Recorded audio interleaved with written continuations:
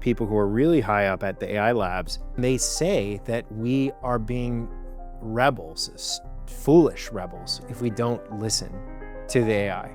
They truly say this. How dare you rebel against God, right? Exactly. How dare you, you silly rebel. Nick Bostrom is correct that philosophy is on a deadline. He is dead wrong about this essential, maybe central human good. 2 years from now, AGI is going to come around the pipeline. You wouldn't be doing what you're doing now, right? There's more pressing questions to resolve. Yes? Wrong. People right now believe that AI should tell them what to do. There are Claude boys, literally teenagers, who call themselves Claude boys, who will wake up and they will do what Claude says and not otherwise. And this, not EA, not existential risk, this is the true challenge that's ahead of us. One of my friends uses ChatGPT for hours every day, not just as a search engine, but as an operating system for his life. He asks it where he should eat, what he should text girls on dating apps. He gets up every day and has ChatGPT tell him what to do. My friend does this not because he's incompetent or stupid, he's one of the smartest people I know, but because ChatGPT already knows so much about him that the advice is actually getting quite good. The restaurants that it recommends, for example, are already better than the ones that he can find for himself. My friend is not alone. Gen Z, Gen Alpha are increasingly using AI as a holistic operating system to which they offload all of their decisions onto. And Brendan McCord argues that this kind of offloading is the real danger of AI that no one is talking about. In this interview, you'll learn why human autonomy is important, how AI threatens it, and how to harness the power of AI without forming an unhealthy dependency. My name is Johnathan B. Brendan and I run Cosmos together to deliver educational programs, fund research, and build AI startups that enhance human flourishing. Both of us have a background in philosophy and engineering, and we believe that it's important to combine the two if we are to build actually good AI systems. If you want to join our ecosystem of philosopher-builders, you can find roles we're hiring for, events we're hosting, and other ways to get involved on jonathanb.com/cosmos. Without further ado, Brendan McCord. So Brendan, today we're going to talk about autonomy, which is a risk, but also an opportunity that most people who are building an AI, even for their entire lives, are not really focused on. But first I want to clear the ground and talk about what people are worried about. So there are very mature and developed schools of philosophy in the Valley, the Accelerationists, the effective altruists, the X-risk people, and you argue that they're all missing something essential about AI development. Why is that? And give us an overview of these schools. So the two main tendencies that I found within the AI community are the existential pessimists and the accelerationists. And they roughly map to the extremes of despair and the extreme of hope. The existential pessimist is kind of three philosophies in a trench coat. It's rationalism, effective altruism, long-termism. These are all distinct, but they're the intellectual incumbent. And the prescription, in light of this possibility, is that we should pause development, is that we should centralize control, is that we should radically remake society on the basis of risk avoidance. So it's a claim, and then it's a series of drastic and dystopian prescriptions. You see some of the early godfathers of AI, as they're called, people like Jeff Hinton, like having this almost Oppenheimer-like hubristic awe of their own creation, saying, I wish I hadn't done it. And that I brought this into the world. And the three schools, as I mentioned, effective altruism, rationalism, long-termism, it's worth breaking it down a little bit. So rationalism comes out of the 2000s, Eliezer Yudkowsky and Slate Star Codex were kind of the originating sources of this. And they claim to be focused on an idea of like perfecting human rationality. But they have a very, very narrow commitment to what rationality is. It's Bayesian updating over a value function, or the value function over outcomes. It's a kind of rationality that Aristotle and Kant and modern thinkers would not recognize. So it's a commitment to a very myopic kind of probabilistic control type of morality. And what I find interesting about this is that the school is committed to rationality, yet it finds itself the most fertile breeding ground for the extremes of hope and despair. And there's some kind of irony to that. The next one is long-termism, and Bostrom is probably the source in long-termism. Long-termism is worried about anything that could affect the long-term outcomes for humanity. That could be an asteroid. It could be, a pathogen. It doesn't have to be AI. AI is particularly important because its MO is that of control. Bostrom advances something called the orthogonality thesis, where you say something can become very intelligent, but on a totally different axis. That does not imply that they become more moral or that it becomes more controllable. This is true of humans as well. And he worries that a non-anthropomorphic final goal, meaning create more paperclips, will cause AI to pulp us all. So this is a concern that he has for the long-term future of humanity based on this orthogonality notion. And then the last is effective altruism. And effective altruism dominates the three when it comes to the fundraising potential. It is the most highly adopted academic theory since Marxism. And what effective altruism does is it rationalizes certain moral intuitions, and things that are not intuitive at all, it tries to pull in as well. Things like, other regarding behavior should not factor in any notion of time or a place. So what that means is I should care about my family as much as someone who lives 17 generations hence in Indonesia, or even plausibly a shrimp, equally. A util is a util, whether it is yours or those other entities. That is a very radical premise. It also attempts, as these forms of utilitarianism do, to reduce moral questions to a single currency, such that we can compute them and maximize them. And so I reject, and I think most thinking people do reject, that morality is a thing that works like that. In other words, endemic in morality appears to be this difficulty of making pretty sharply heterogeneous trade-offs. Like, how do you compare the moral question entailed by some suffering over here with familial love, with duty or honor in battle? These are things that don't commensurate. In utilitarianisms, they do.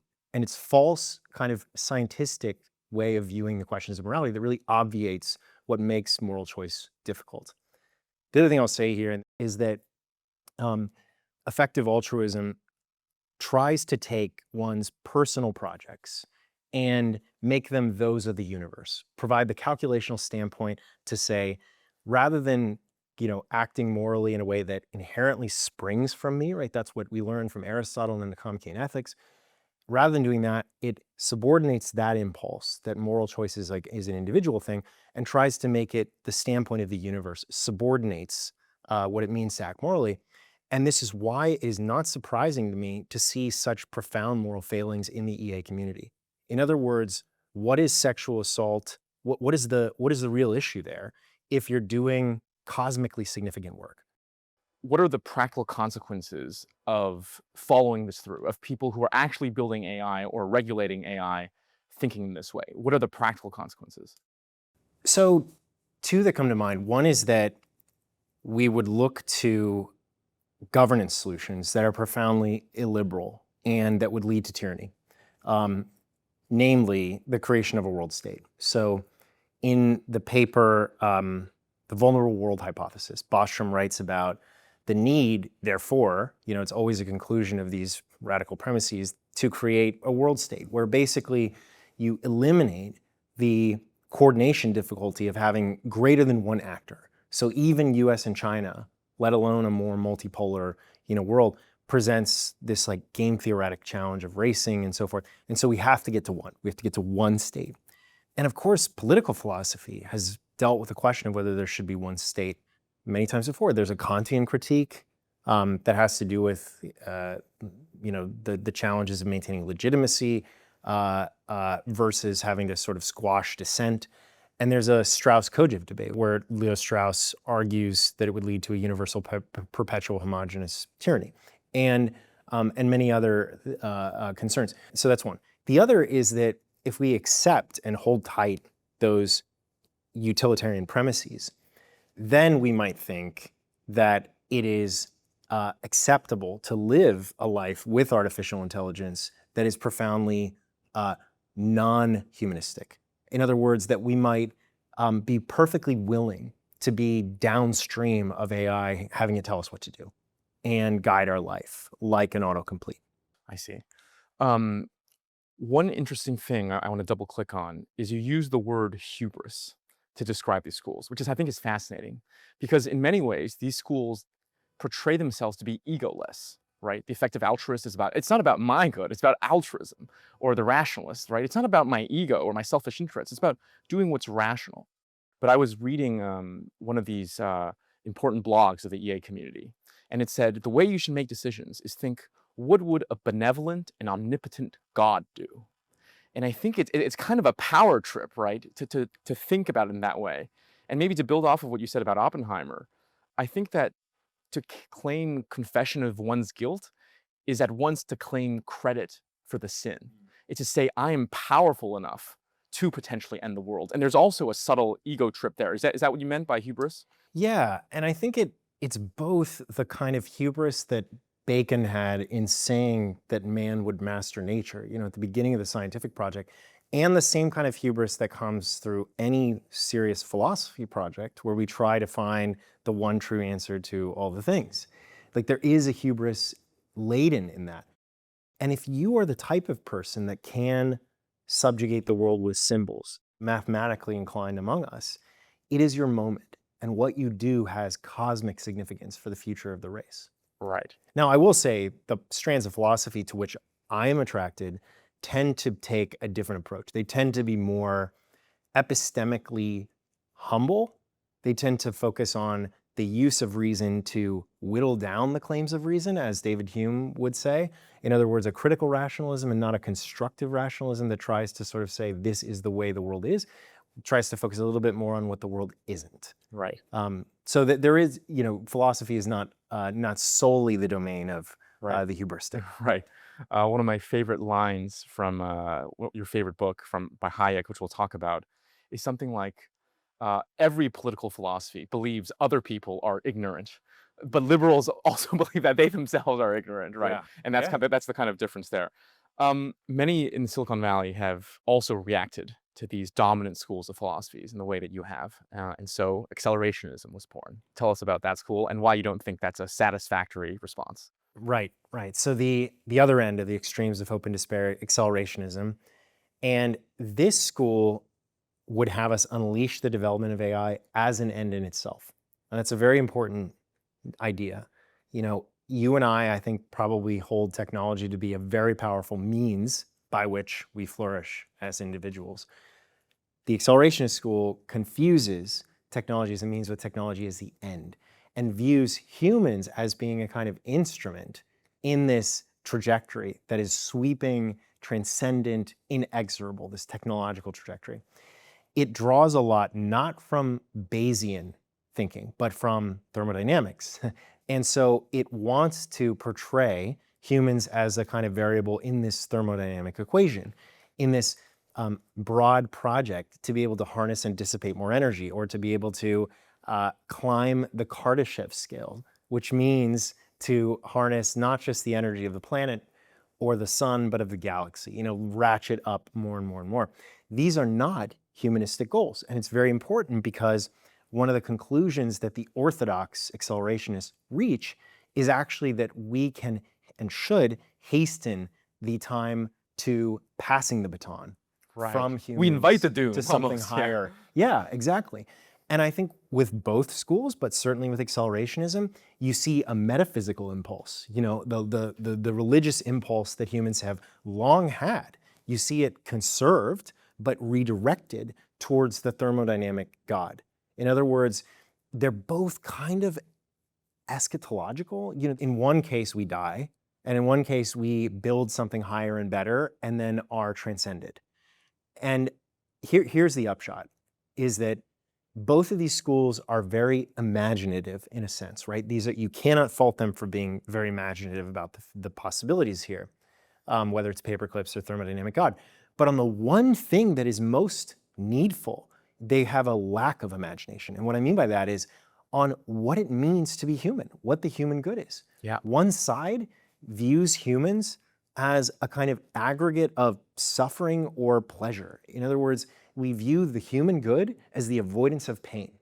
I have news for you. That is not the entirety of the human good. The other side abandons the idea of the human good entirely. In other words, it's a non-humanistic philosophy. And this is precisely where the issue is that we need a positive approach that is humanistic, that is grounded in the real goods, not reductionist to either Bayesian or thermodynamic effect, but really focused on the underlying human goods. Right. If you are, as we are, investing in, for example, application level companies that are using AI, if you're worried about solving problems around autonomy, and we'll discuss what that means, you are implicitly making a bet and saying that there won't be a singularity or an AGI within the next 5 to 10 years, right? You were saying that there is a human good that needs to be jealously defended. That's what you're saying. And you're saying that no one else will do it. We have to do it. So you're agnostic to the speed of the AI development. You're agnostic to the development scenarios. You're simply saying, whatever path we go down, this is a human good that I want to protect, and I must build in order to protect it. Well, let me push you in one last direction as a devil's advocate for these schools, which is, Brendan, you say that you are agnostic to the AI kind of development timeline, and the core focus is figuring out how AI, regardless of development timeline, can help these human goods flourish. And that's why, for example, the main questions we ask at Cosmos are around autonomy, which we'll talk about soon, decentralization, and truth-seeking. The devil's advocate is to say, but if you think AGI is around the corner, then all of your energy should be focused on getting that right and aligning it, and it will be able to answer these questions much better than we can today. And so this is what Bohlstrom said when I was interviewing him, which is philosophy has a deadline. And there are certain philosophical questions that are more urgent if you take that AGI is around the corner kind of idea. So even though you claim you're agnostic, you're still not agnostic, right? Because if I told you, let's say I'm an oracle, I come from the future, in 2 years from now, AGI is going to come around the pipeline, you wouldn't be doing what you're doing now, right? These questions we can save for later. There's more pressing questions to resolve. Yes? Wrong. Yeah. So I think, for example, when we get into autonomy, that is a lived practice. In other words, that is something that humans do, right? And so the thought that we will build AGI and AGI will figure out autonomy is nonsensical. It's a category error. Like, it can't figure out something that must live within us. In other words, we must self-develop, we must self-direct. And so we can use AGI instrumentally in that pursuit, but it is not a thing to be figured out. It's a practice, it's something to be lived. And so, like, I also want to clarify that my agnosticism doesn't imply a withdrawal. In other words, we are building. Like, we're building the future we want to see. Okay, well, this is a perfect segue. Let's talk about the risk that I don't think anyone in the Valley has really focused on in the way that we have, autonomy.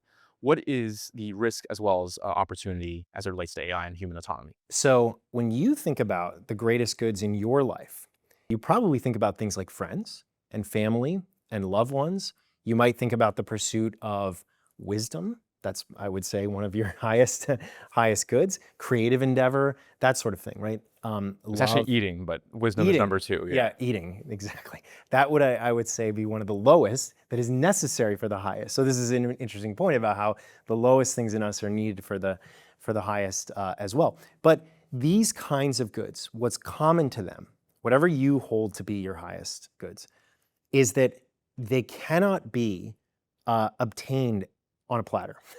AI can't give except for eating. Yeah. Except for eating, which I'll hold to the side. Little bucket, yeah.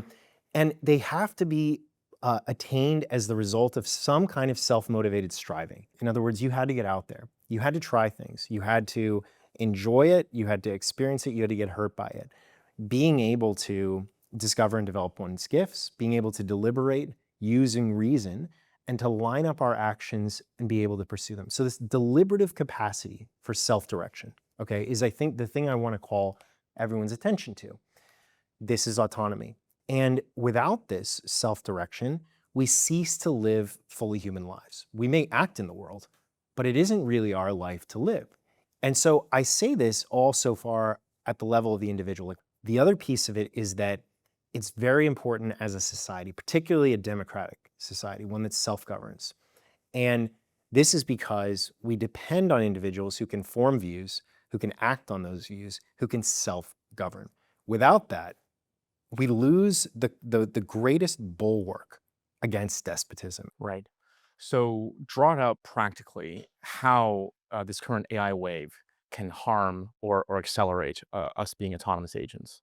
Okay, so the phrase that I would stick in your mind is autocomplete for life.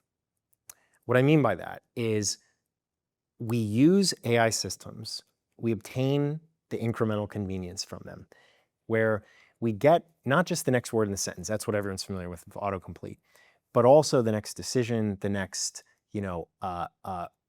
job recommendation, the next friend, the next relationship, the next purpose. In other words, we can sort of ladder up what AI can do for us. And it feels very harmless. It feels convenient and probably useful, but it adds up. It causes a kind of erosion of choice. When we offload, we can see at the level of fMRI, but certainly we all recognize this in our lived experience, that we atrophy.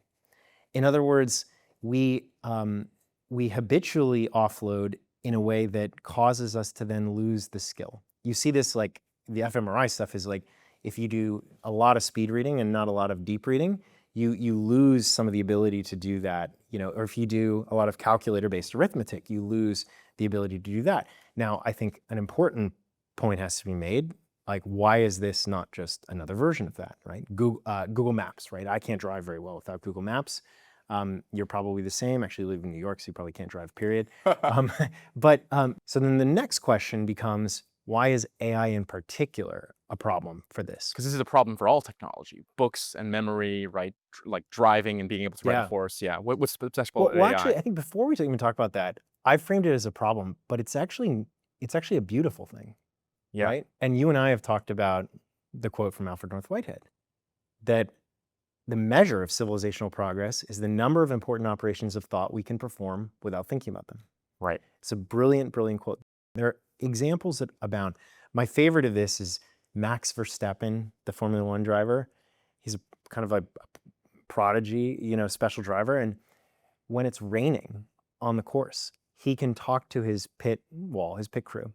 And it's because he has made it autonomic. Yeah. He has done it so many times that he can actually think about strategy. He's talking about the tires. Yeah. He's going 220 miles an hour. In fact, I remember one of the races, I'm a big F1 fan. He was watching the other drivers like on the Jumbotron and commenting on their races. I mean, it's almost like he's just like having a strategy thought while everyone else is clinging on at 5Gs or whatever they drive at. And so anyway, so it's a beautiful thing. It's how we build the edifice of civilization. It's how we do the higher things. It's great. So it's a bit of a paradox, right? On the one hand, it's great. On the other hand, it's problematic.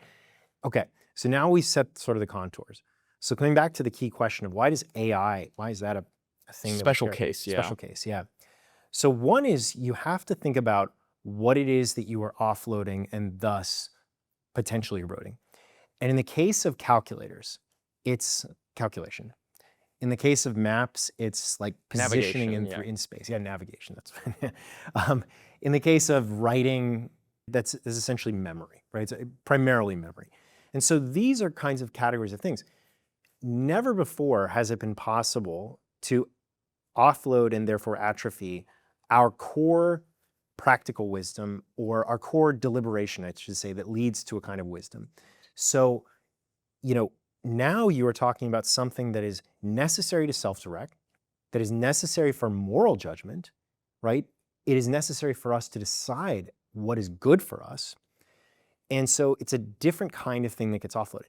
The other question you have to ask, okay, now that we've pinpointed that this is a very precious thing that we should be careful to not offload, then you have to look at how pervasive is it likely to be. And AI is clearly something that can scale. It's clearly something that can be hyper-personalized. Already, 20% of human life is mediated by algorithms. Human waking life is mediated by algorithms. Social media algorithms, yeah. Right. Social media algorithmic feeds, not just LLMs, but AI that determines or guides or shapes what information reaches your mind, what thoughts therefore form within them. And so the scale is already very significant. But what that means is that you might not encounter different possibilities. In other words, you might not realize that there's something else out there if you have been sort of epistemically narrowed to a high degree. I think another mechanism that's important is how do you sort of pull out, how do you recover, right? In the case of calculators, you can just do kind of the inverse operation and check it. In the case of a lot of things AI does for us, it's very hard to check. And it seems authoritative. You know, it can answer questions like, what is justice? Like, no one knows, but you give us that kind of question. And if AI seems authoritative and fast, the computational cost of checking it is very high. We don't check it. This is a common automation issue. We don't check it. So that fact combined with the narrowing destroys the possibility of error correction in the long term. So let me summarize the conversation so far for our audience, which is that all technology, as they give you a superpower with their left hand, takes something away through dependence on the right hand. This trade-off is worth it if what is taken away isn't so central. What makes AI special, your view is, it sounds like, is that because it's it's a technology that's most similar to humans, that it can potentially take away practical deliberation. So it's the thing that you lose. It's practical reason versus navigation versus calculations versus memory, as well as the scope with which you lose it, because it can be embedded in everything. That's what makes this extremely dangerous. And the fact that it is hard to recover, because the way you might audit that, the way you might pull it out is through use of the very same thing that it atrophies. I see. For example. Right. And so obviously, I mentioned people are going to be curious about the solution. What do we do about this? But before we go there, I want to better understand the concern by giving you a thought experiment. Okay, and I call this thought experiment the omniscient autocomplete. So let's say whatever practical question it gives you, it'll always give you the best answer for you to do. Should I marry Sally? Should I marry Susan? And you know that it's the best because historically it's been verified. Okay, so you run back tests, it always gives the right answer, and every little thing that you've tested and that your friends have tested, it always seems to have given you the right answer. So you're pretty confident empirically that it gives you always the right practical answer. How would you use this system? I want to accept the thought experiment, but but first I want to understand: is it omniscient through time? Like, is it an oracle that like in the middle of the way through an NBA season? We don't know who wins the championship, right? Does this omniscient oracle know that? And I raise this because there is a class of knowledge that can only that's not sort of like computationally reducible. It's something that only is generated through actually playing out the thing, Right. And this is, for example, how markets function is across many different variables, we generate knowledge. Right. It's knowledge that is known to no one because it isn't even in existence in the world. So let's say that it's not omniscient through time. But let me put it this way. The wisest human ever, let's say Socrates, it would make the decision that they would make. Like given imperfect information, date Sally, date Susan. We don't know if Sally or Susan has cancer, but given all the information, it makes like the best possible answer. Yeah. The reason I asked the question is because there is a mode of operation that is suitable to exploiting knowledge then known. Yeah. In other words, like kind of what an authoritarian government does, right? There is quite another that is suited to the maximal generation of knowledge. Right. And for things that are not known and won't be known except by sort of playing it out. Right. And so if you lean too hard on the former, on the exploitation of the knowledge then known, you kind of deplete the stock, right? You cease to generate the new. And I would argue that the real goal from the consequentialist frame is we should want systems that can allow the anonymous individual to achieve his or her unknown ends. And if we want to do that, it is not by simply exploiting the knowledge then known, it is by maximally enticing the use of knowledge. Right, but the AI could tell you to do that. So the AI could say, given what you know now about Sally and Susan, go with Susan, but be open to it, and then ask you questions while you're dating Susan. Every time you ask it a question, it will come out with the best kind of practical deliberation. Yeah. Yeah. So how would you use it? Would you have like a pair of VR goggles that said it always tells you what to do? Yeah. Would you never consult it? Would you consult it occasionally? Mm-hmm. So I have a 4-year-old and a 6-year-old, and I kind of am raising them with the idea that this world is the world in which they are entering. Right. Okay. And so what I've done is, on the one hand, try to utilize that oracle to develop their skills. So the telos is a self-development one. And so my daughter will do math that AI could trivially answer, but she will still do it. So AI poses questions and she does the math. And this works pretty well. But then I time delimit that very strictly. And this is through a curriculum at Alpha School, which you know, based in Austin. So there's a time delimiting. Then for the remainder of the day, there is an experiential learning component that is completely without this oracle. In other words, she goes outside, she tries things in the world, she learns to ride a bike for 5 miles without stopping, she climbs a rock wall, she speaks in front of 100 people. Okay, so there's a non-oracle component. There can be light consultation for, like, if I want to learn how to garden, how do I do that? That's a consultation that I would rely on the oracle to tell me how to do.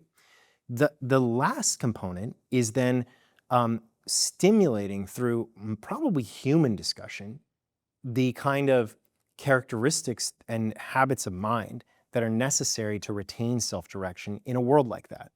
Because my biggest concern would not be correctness. Correctness is solved. But it would be the concern around enfeeblement, around not living a full human life because I no longer self-direct, because I become a sheep.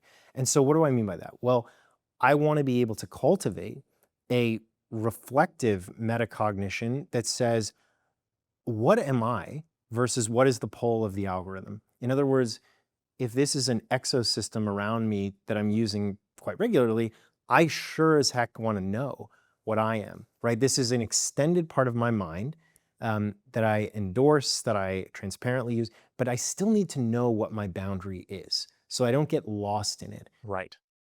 We need to know how to think in connection with machines that could do the thinking for us. Right.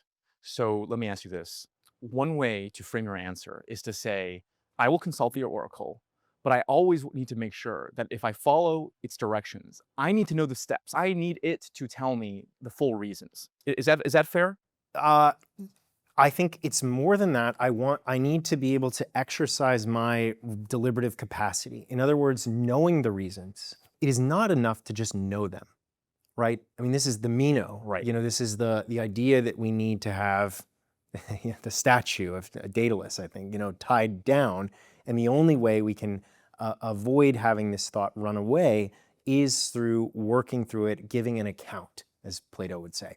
And so I need not just to know the reasons, but I Right. also need to be able to work through them myself, if that makes sense. Yeah. And so, and the telos is really important as well, because there's a lot you can do. Like Rousseau wrote in the Emile about how to tutor, how to raise an autonomous child, right? And this gives us Montessori in the end. But one thing he does there is he configures the environment for the boy in a way that is very, I don't know, paternalistic, like controlling that environment. But there's a progressive letting go because the end goal is self-development. With an AI system, there's no end goal of self-development. You know, that oracle doesn't really care about that. That oracle would just as soon you be perpetually dependent and that you have a habit of passivity and you just do what it tells you to do. Right. So it's crucial that you set that goal Right. of self-development and not of, you know, unthinking dependence. Yeah. So I agree with much of what you said. One being that the shape of a good life is to be self-directed, right? So even if you're making all the right choices, dating Sally and not Susan, if you're not feeling in the driver's seat, if you live your entire life like that, that in itself, the form of that, even beyond the content of your decisions, robs you of the good life ipso facto, right? That's what you're getting at. So I would definitely not use this oracle in like VR glasses mode, where like it would always just tell me what to Yeah, raise your left right. hand, raise your right hand, because like, and I would gladly trade off suboptimal decisions for the fact that I'm making the decisions. Yeah. But here's why I want to challenge you.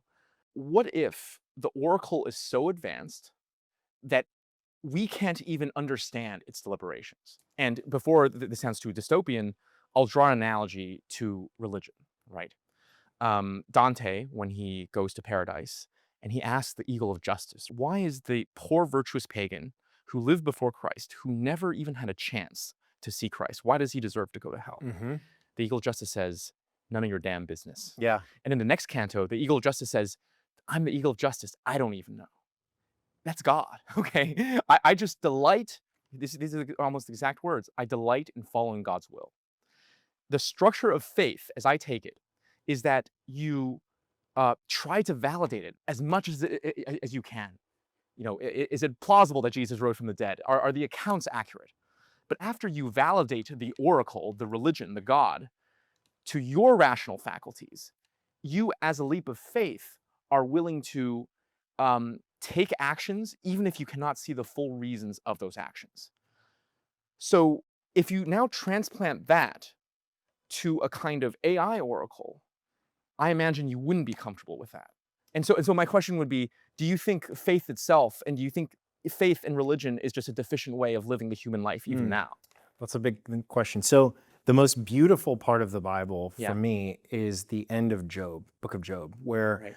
much the same as the eagle of justice, you have Yeah. Where were you when I was building the cosmos? Right? This is what God says. Exactly. And these harms have befallen Job, and it's this beautiful poetic explanation of the limits of human capacity to Right. understand God. Now, in that case, God looks to us as from the standpoint of some form of self-development. In other words, like we have a relationship with God in which we develop. That doesn't exist in the case of the omniscient AI. And so it's much more likely to form a kind of passive relationship. I think it's a close call because we do sort of like try to give ourselves up to Jesus. My life is not my own. This is what they say, right? Right, Yeah. right. But I think the fact that like there is some reciprocal expectation, not to say we're equal to God, Yeah. but like there's some reciprocity, sets a slightly different frame. We also choose, in a real sense, Right. to engage in religion and like to sort of legislate upon ourselves that ultimate question. And my concern with the habituation mode of AI is we may cease to choose. Like we may unknowingly bind ourselves to a life of dependence where we no longer are choosers. Right, I see. I mean, it's not just religion, right? What I'm trying to highlight is that there's an entire sphere of human activity that I mean, maybe you'll consider it all to be deficient, but many serious philosophical traditions don't. That has as an epistemic mode, following the advice of an authority whose legitimacy, kindness, accuracy, and truth you have empirical reason to believe in, even if you can't understand this specific piece of advice. Right. Faith is one of them I gave. Yeah. Maybe the military is another one, right? Where you don't know the full reason that you are being given orders. Arranged marriage might be another one. Yeah. Parental relationships, that's a bit different because you're a kid there. But do you see, like what I'm trying to highlight? That there's an entire sphere of human activity where you don't trust and reason yourself on the advice itself. Yeah. But you evaluate the deliberator. You value the advice giver. Well, so I think, were we to be first principle reasoners about everything, I think chaos would ensue. I think we actually have to unthinkingly accept quite a lot, and not just to be religious, but to function in society. I think we do that. That is also the way in which I think we should relate to tradition. In other words, we should not use reason to create tradition or to scrap tradition anew. This is where I think Mill gets into some trouble and where Hayek's Burkean reverence comes into play in a better way. So there's a conservative strand that I very much embrace as it pertains to the epistemic value of tradition. But so that's one point is like, I totally agree with that. The point about the military, right? I was in the military. I think Kant has a good framework for thinking about the laws that we give ourselves. I mean, he's talking about the moral law and the categorical imperative, but more broadly, he's talking about the idea that we can restrict ourselves. Yeah, we can be autonomous and not heteronomous insofar as we rationally choose to put something on ourselves. So if I choose to join the military and then in the military no longer get to choose, I have to follow orders, That's completely okay. That's fine. That's Right. autonomous. And in fact, I can exit the military. I can hold the officer above me to account through court martial. And so it seems to matter very much whether we choose to willingly sacrifice our autonomy. I'm trying to think of other things like, we choose to do jury duty. We choose to do Yeah. a lot of things that, sacrifice that. Yeah. So just to be clear, not talking about AI yet, talking about like human interaction pre-AI. It sounds like you're fine with evaluating the legitimacy, let's call it, of an authority, outsourcing partial deliberation to that authority, meaning following certain kinds of orders from that authority without understanding the full reasons, if you maintain the ability to evaluate it, if not fully, and the ability to exit, right? Therefore, let's just transplant that exact structure that you talked about the military onto AI. Would you be comfortable with that? Again, this is why I set it up to be the omniscient autocomplete, right? The oracle that given every test you've thrown at it, it's given you the best practical decision. So in this case, would you be comfortable it just telling you date Sally or Susan? And it says date Sally. And you say, explain to me the reasons. And it explains to you some reasons, but you still can't understand the full picture, just like the Eagle of Justice. Would you be okay outsourcing that decisions like that to such an AI?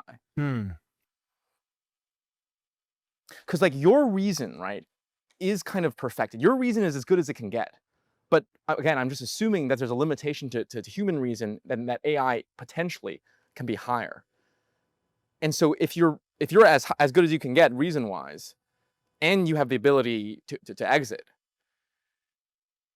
are you okay following that order? I think on a case by case basis, I would be willing to do it.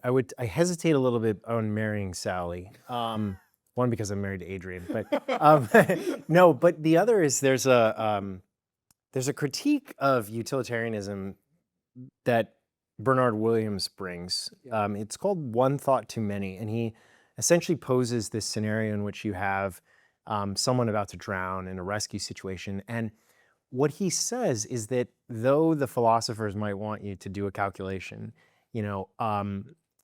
what you should do is go with your moral intuition about that. You should just act. In other words, you shouldn't actually run a calculation of any sort. And while in this case, I'm not running a calculation, I'm Right. just kind of deferring. I think on questions of love, Yeah. I think it would be one thought too many to have an external agent Wait, determining. but this is how arranged marriages in all the the pre-modern societies have worked. And okay, and maybe if love is the tripping factor, let's say starting a company. Yeah. Like should I start company A or company B? Let's take love because I understand it's more subjective. Would you be comfortable outsourcing that decision if you were able to evaluate the oracle in all the ways that we described? Yeah, I mean, and maybe it's semantic, but I would outsource and give consideration to that question. And if I accept the thought experiment, maybe I need to give very little consideration because it's like already answering for me, not just in general. Like it's not just saying what is the most profitable, opportunity here, but it's Yeah. actually answering at the level Yeah. of me. I think I would be comfortable using it. I mean, I would want a system of safeguards in place, and provided that was in place, Right. I would take advantage, and in that way, I would be competitive with others that were doing the same. Right. And this is actually very helpful, this thought experiment, teasing it out, that the safeguards are you want to make sure your reason goes as high as it can go, right? Even if it's not to And the it's level of constantly in use. it's constantly in use. It's as you're as practically sharp as you can be, trained by the AI. You want the ability to exit and maybe compare systems. You want different points of view. But if those conditions are satisfied, and again, I'm not suggesting that Christian faith is like this. You're willing to make the leap of faith and outsource certain decisions. Yeah, yeah. Right. The thing I own is the means and hierarchy towards human flourishing is in one way, and the deliberation therein. In other words, I can use tools as an instrument to attain my goals, but I don't want my goals to be set for me. And so if one of my goals is to start a company, I can use AI to help me determine what that company should be. But I don't want it to set the goal for me. In other words, I don't want to be a blank canvas and just say, what should my life be? Right. However, let's say you had it as one of your goals. I want to build a company to, let's say, just make a lot of money, right? Mhm. And I think you and I both agree that a purely mercantile life is not the best life. Wouldn't it be better if the AI, I mean, didn't force you to add another end, but force you into a journey such that you discovered the end of being mission driven and helping others? Does that make sense? So it's not the AI. The AI isn't saying, no, no, here's the real end you should go for. The AI is, but the AI is also not optimizing on your end that you told it to optimize on. Mm. Does that make sense? Wouldn't that be better? Yeah, it does. I mean, it's a kind of like adult version of the tutor and Emil, honestly, Exactly. because Yeah. you're sort of setting a configuration for this child, in my case, me, to do development. Now, that presupposes that the AI cares about my development. Right. It also assumes that the AI understands development in the way that I understand it, which is to say, a process of self-direction that I do. And even then, I think there is this nagging question of, that has been externally computed. I am now the agent of the AI. I'm the agent of an AI that appears to be highly benevolent and very focused on a kind of like Humboldtian Millian vision of human flourishing. But the AI in your thought experiment is determining my end for me. It's saying that I should be developed in this way. Yes, but crucially, it sets you up on a journey such that Right. you take on that end yourself. Does that make sense? Yeah. So it's not like beating you with the head, saying like money making bad, money making bad. It's, for example, going through an IPO and then giving you a business decision that makes you lose a lot of money and realize rather the relative worthlessness of money. Yeah.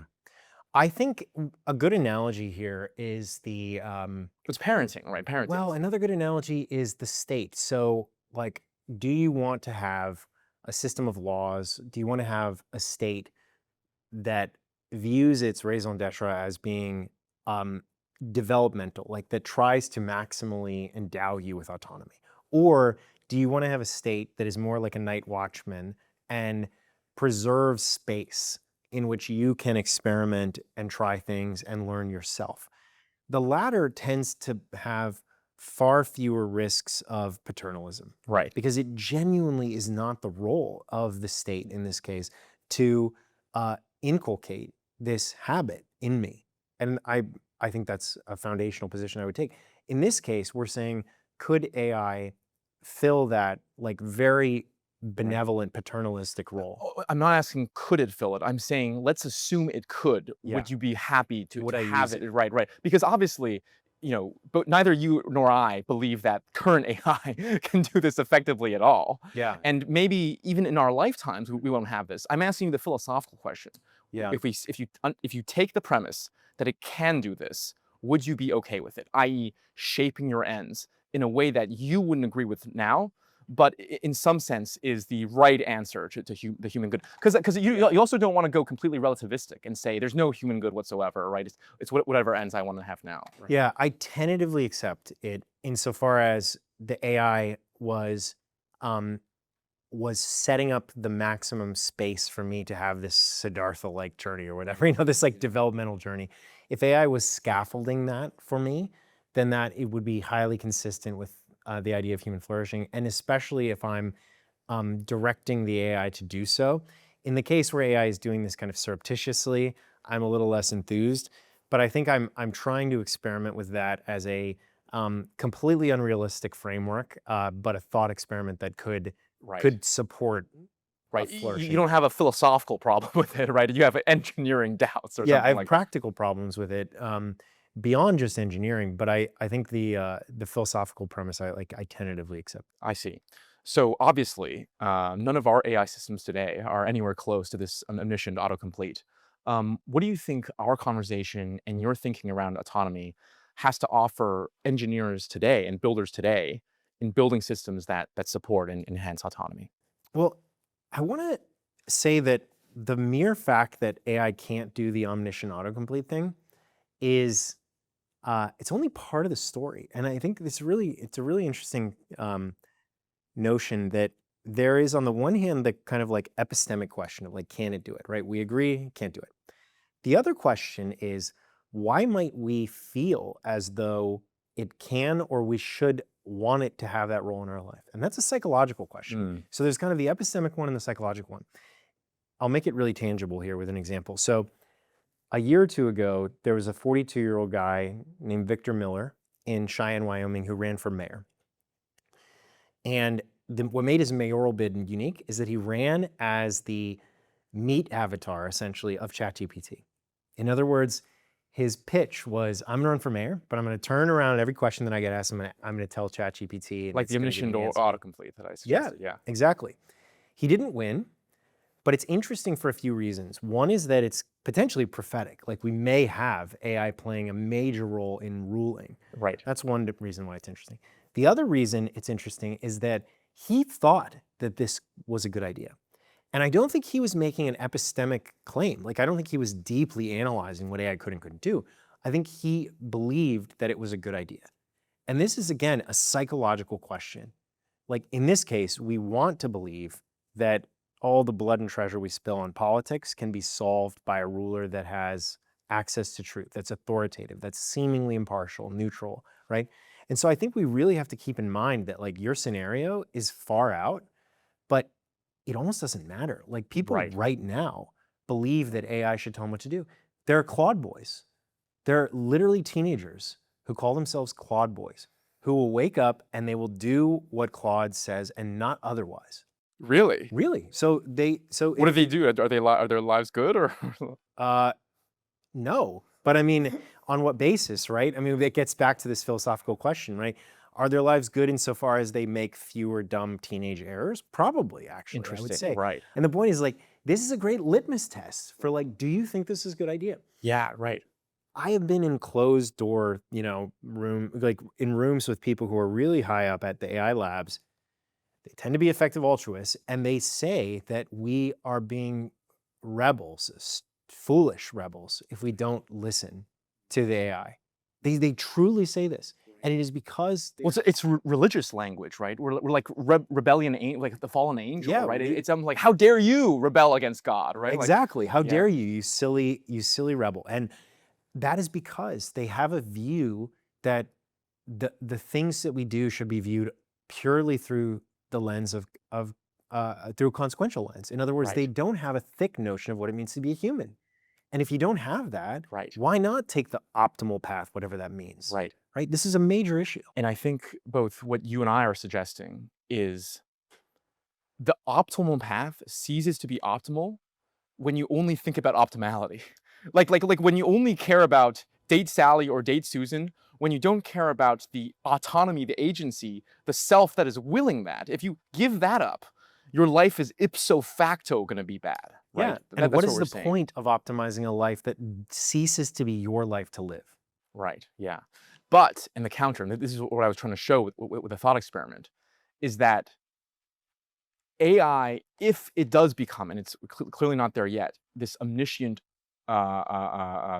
practical reasoner, it potentially can help us direct our own lives better.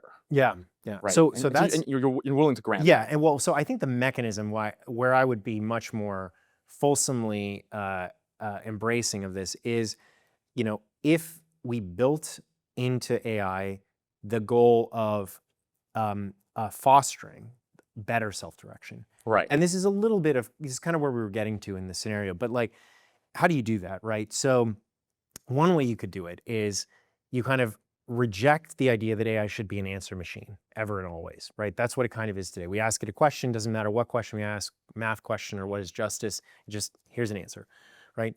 In reality, the way we think about questions is we have a question, it invites other questions, there's kind of a ball of questions around the central question, and then we have to kind of do a navigation of these things. We have to balance that search for, broad understanding with a need to act in the world. So we have to reach some kind of an equilibrium that balances, both desires. Okay. If you had an AI system that could guide that could spur, that could raise questions, that could help you make judgments, that would get right at the core of what direction and deliberation entails. Yeah. And I think there's no reason why we can't do such a thing right now. Right. But the difference is that tends to open up the possibility for self-direction. It raises questions. It doesn't close off and just give you an answer. In other words, the problematic use case is the autocomplete. Right. Like, we should be very concerned when anything approximates autocomplete. When AI is used instead as a provocateur, instead as a raiser of questions and as a helpful tool for deliberation, then Yeah. that's wonderful. An example here is I'm talking with some of my friends who are like junior consultants or investment bankers, and they're just using it to replace their own work, right? And that's the kind of problematic case. Or the kid who uses GPT to write his own philosophical essay. The way I'm using GPT right now is that I'm using it as a live tutor to kind of read the text together with me, and I ask different questions. And so that's the two different paths you want to put in front of us. And this, not EA, not existential risk, this is the true challenge that's ahead of us. Although I will say, I'm not sure that what analysts do at consulting firms is that valuable. And so good riddance. Right. And so if they can make a PowerPoint, great. Right. But I think ideally what would happen is that freed up space for them to do more, things, whether that's higher level strategic thinking or reading philosophy in their spare time. But the point is that goes back to the benefits of offloading. There are some things that are very good to offload and automate, but we should be very careful to offload and automate the core deliberative capacities. Right. And hopefully our audience can see why the answer, even if AGI is around the corner, to just focus on alignment and building AGI, and for AGI to sort of focus on these problems of autonomy is short-sighted, is because by definition, we are the ones that need to do this. Or another way to frame it is, what alignment means in our kind of philosophical framework is to build AGI that enhances autonomy. Yeah. Right. And so that's why even if AGI is around the corner, we have to be building AI with this fundamental tension of autonomy and dependency in view. Yeah. Nick Bostrom is correct that philosophy is on a deadline. He is dead wrong about the role of philosophy in thinking about the deeper conception of human good that AI needs to, uphold. So we talked about the existing landscape of philosophical schools. We talked about what you actually think matters, which is the autonomy question that people are overlooking, and how it plays out in AI. But now I want to dive deeper into autonomy itself, okay? So you described in your writing of autonomy as the central good. Okay, be a bit more precise here. What do you mean by that? Is it sufficient for the good life? Is it necessary for the good life? Would you ever trade it off for other goods? Tell us about that. Yeah, so I think it is necessary to live an autonomous life. It's something that I think develops like a muscle. So I think we try things out, we self-direct, maybe badly. Like, certainly as kids, we do that really badly. We don't even select our own projects, essentially. And then we develop and we get better and better and better. And as we do that, it becomes more and more an important contributor to our happiness. In other words, we value it more. It becomes more and more central to how we think about what pleasure even consists in. And so it's this developmental thing that sort of happens through our life. And that, for me, is why it makes it the central good, because it is the thing that unlocks our ability to know our own selves, our own gifts, to develop those gifts, and to use those gifts to live the life that we want to live.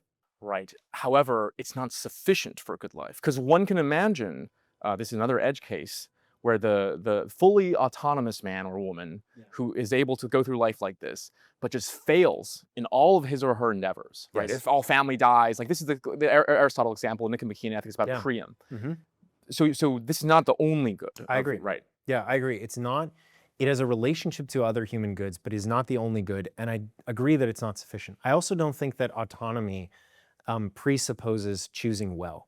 And so I think that is actually a consequence of having autonomy. Repeated autonomy, right. That you can choose, that you have to allow people to choose very badly. In other words, people choose a self-directed path that is very harmful to them, and you have to let them. And so in other words, like, it is not a prescription. I say causally efficacious because I think it on balance tends to lead to happiness, but it certainly is not. It also comes with the weight of responsibility. I mean, there's a lot to be said about the burden that one feels when one can freely choose. Yeah. Well, I want to push you on that point, because autonomy, as you described it, is one of my, like, as I live life, like one of my central goods, which is why I'm doing this here and not in a more structured setting. But I was really surprised when I entered the workforce that most people don't seem to like it. Like when I started managing people out of college, I structured their work environment how I would like to be structured, which is, this is our goal. I'm gonna explain to you the reasons why we're going after this goal.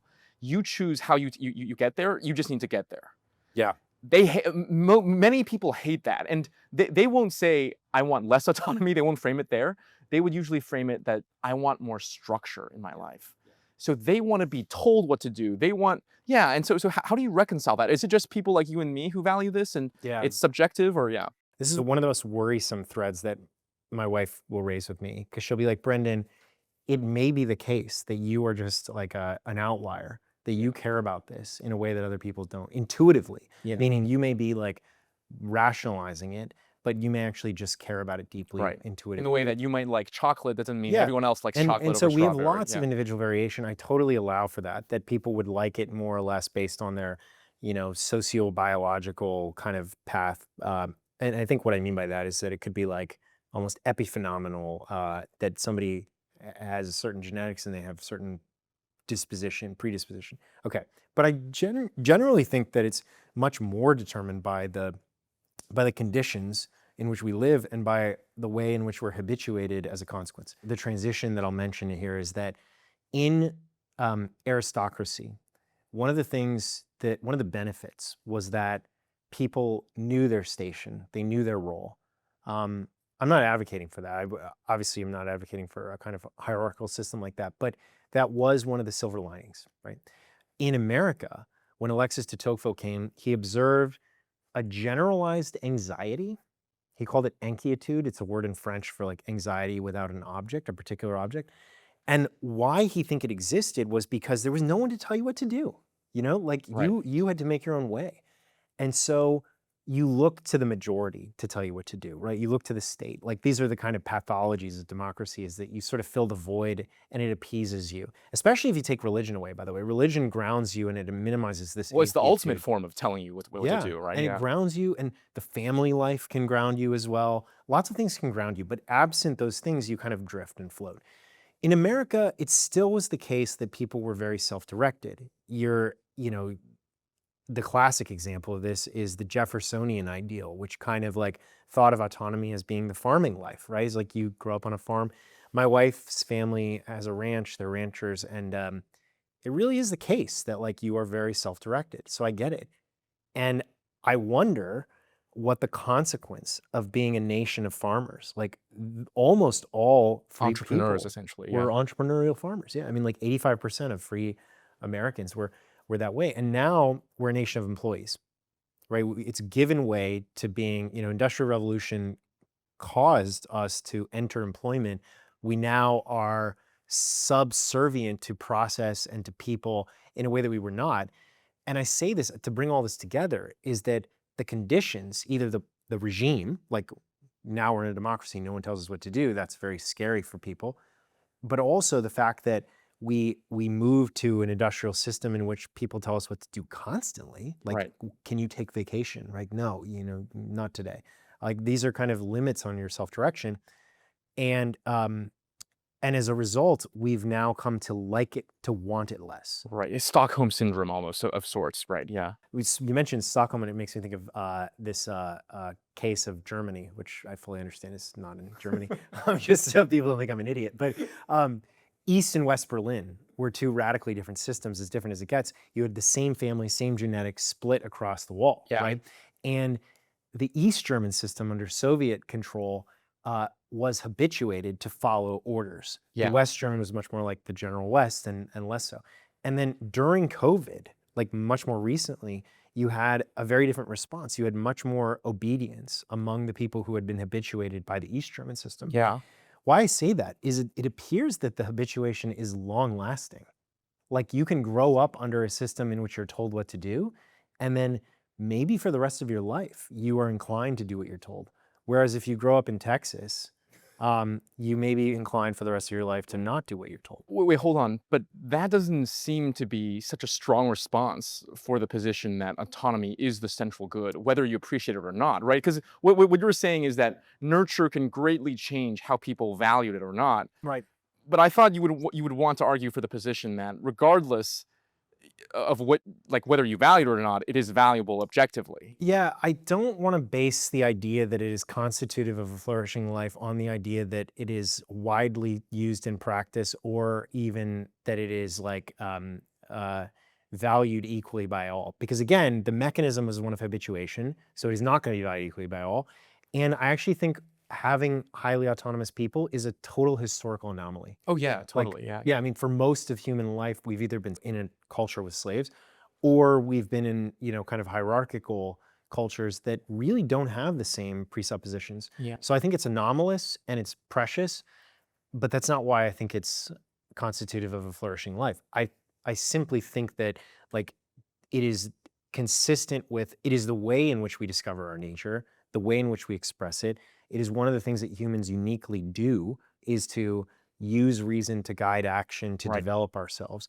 And it tends to also lead to happiness. Okay, so what is the reason? Like, what is the reason that it is constitutive, despite the fact that people can be habituated out of desiring it? Yeah. Well, that's why. It's because we have a nature that the only way to discover our purpose or our highest end is through this autonomous experimentation, is through the development that we do through self-direction. What about, again, I'm going to go back to religion here because I think this is the counterpoint here.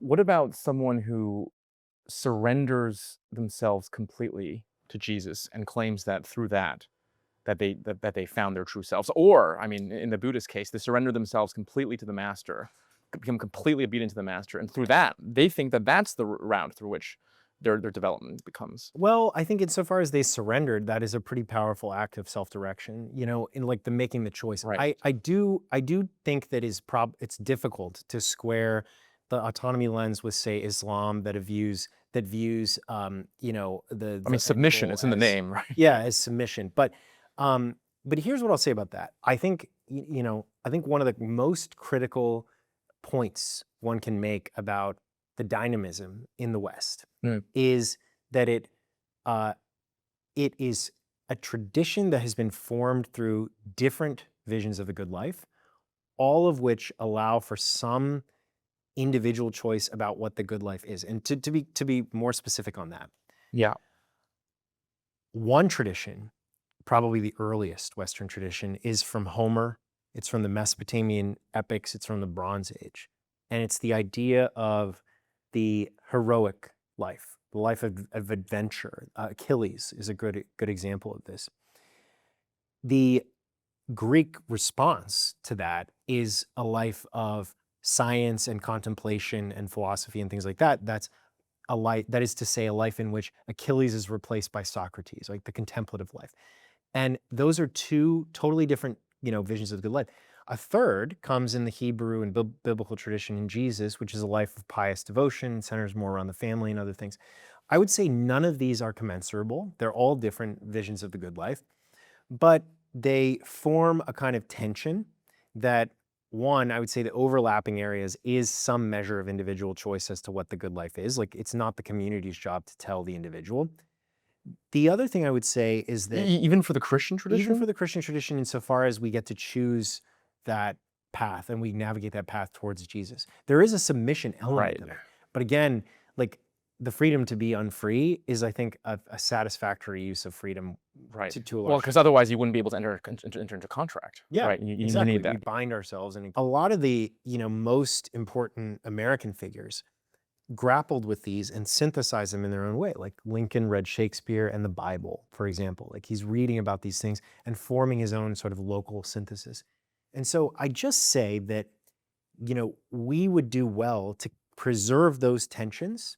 One of the things I worry about with AI is that the dominant schools seek to sort of come in with an answer that's like, no, this is the one true thing. It's actually Right. those good things, Right. those are quaint. Really what it is maximizing utils. Right. That's Wait, but you're coming in here and you're saying autonomy is the central good. precisely because it is the one that leaves open the possibility of deciding the good life.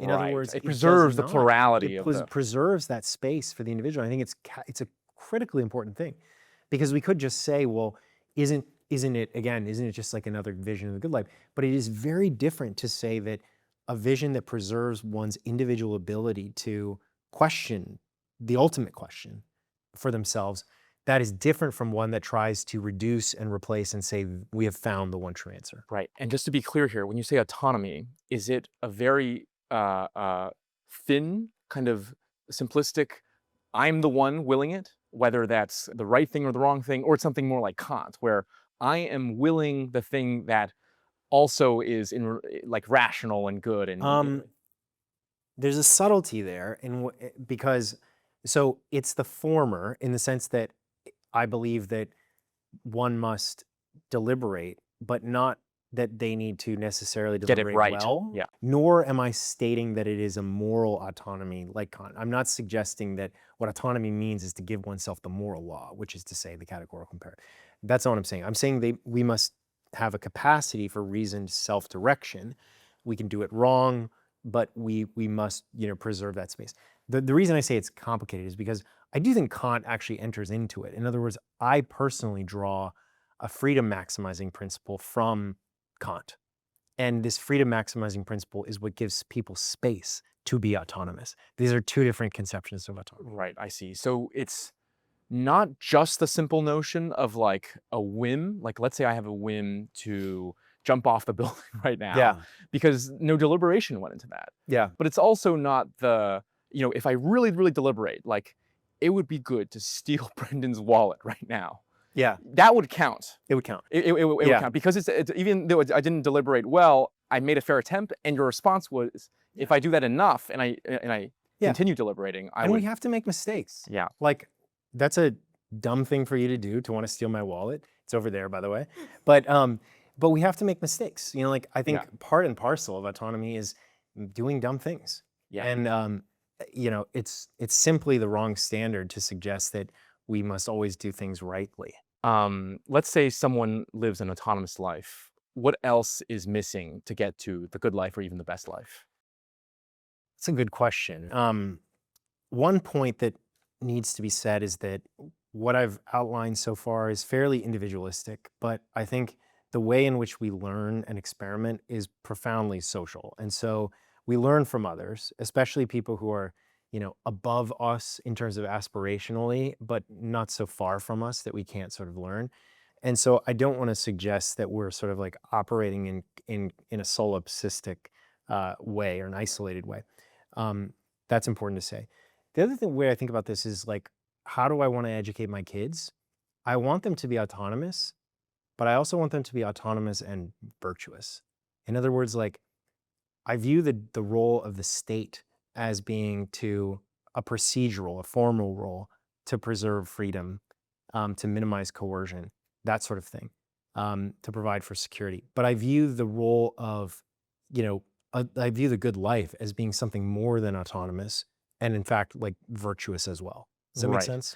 Sometimes you need to trade off autonomy and virtue, right? One example would be, well, okay, if I want to jump out this building right now after poor deliberation, there's a good case where you should restrain and limit my autonomy to preserve, let's say, my bodily function in order so that I can be more autonomous in the future, but also potentially to be more virtuous, or to not kill a person, right?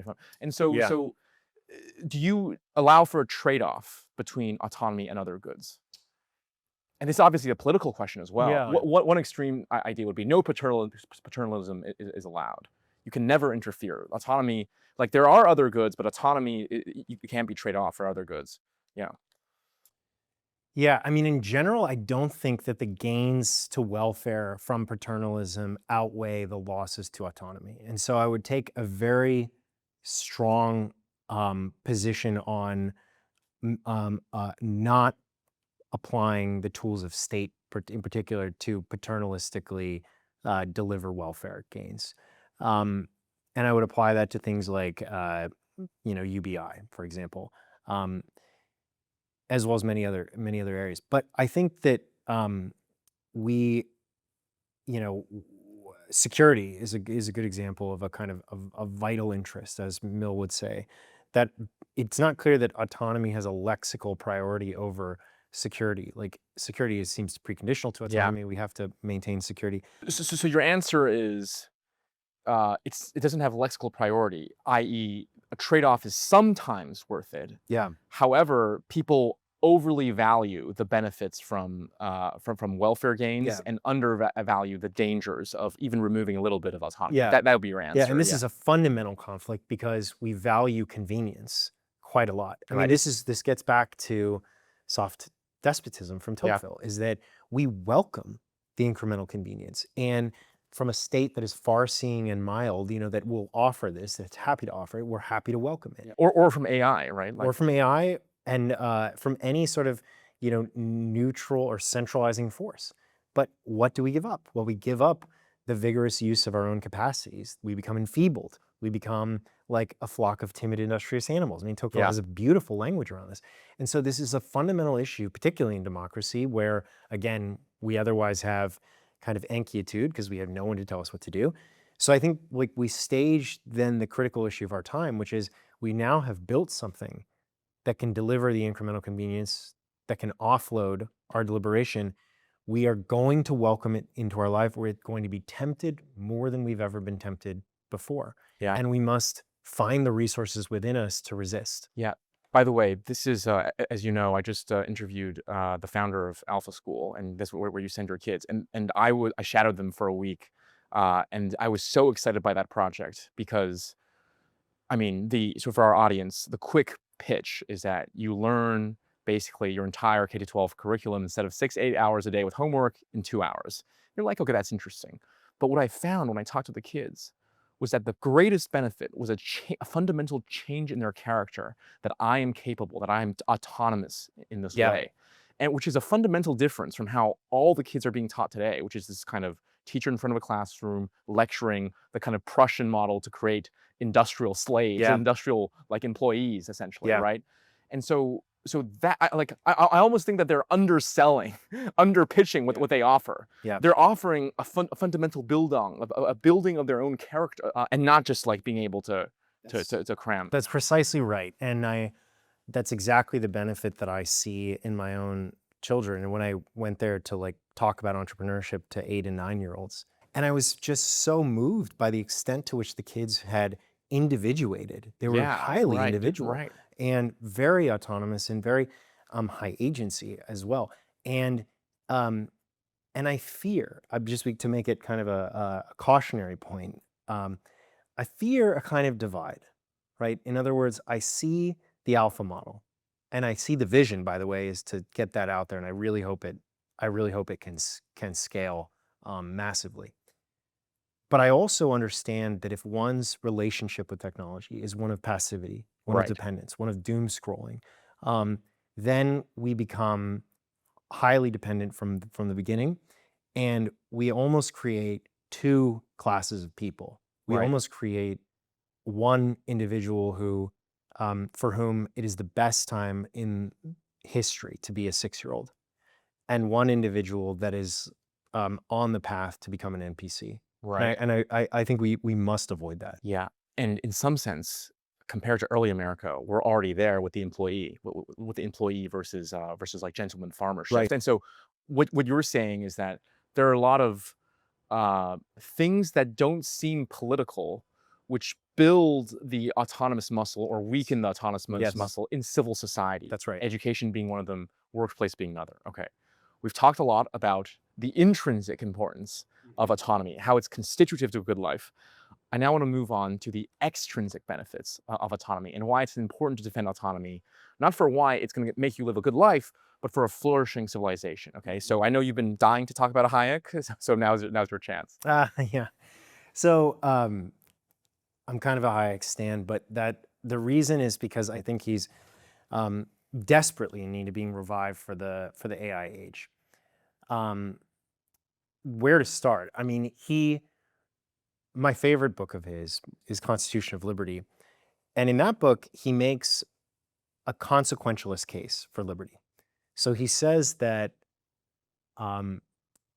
liberty is useful. And the reason he does this is that when you argue for something and you start from axioms and you deduce from axioms, you just invite the challenge. Well, I don't agree with your axioms. So like, I don't care if your deductive reasoning is good. I just don't agree with your axioms. So he doesn't do that. He makes a consequentialist argument. I say that because I don't think that that is the only reason why Hayek thinks liberty is dear. But he makes a consequentialist argument, and what he concludes is that we should have a minimization of coercion. What is coercion? Coercion, for Hayek, is a kind of configuring of the decision space such that you do the bidding of another because it is the lesser of two evils. Basically, you have your decision space so configured by another that you no longer are taking action on your own plans, but you're taking actions on the plan of others.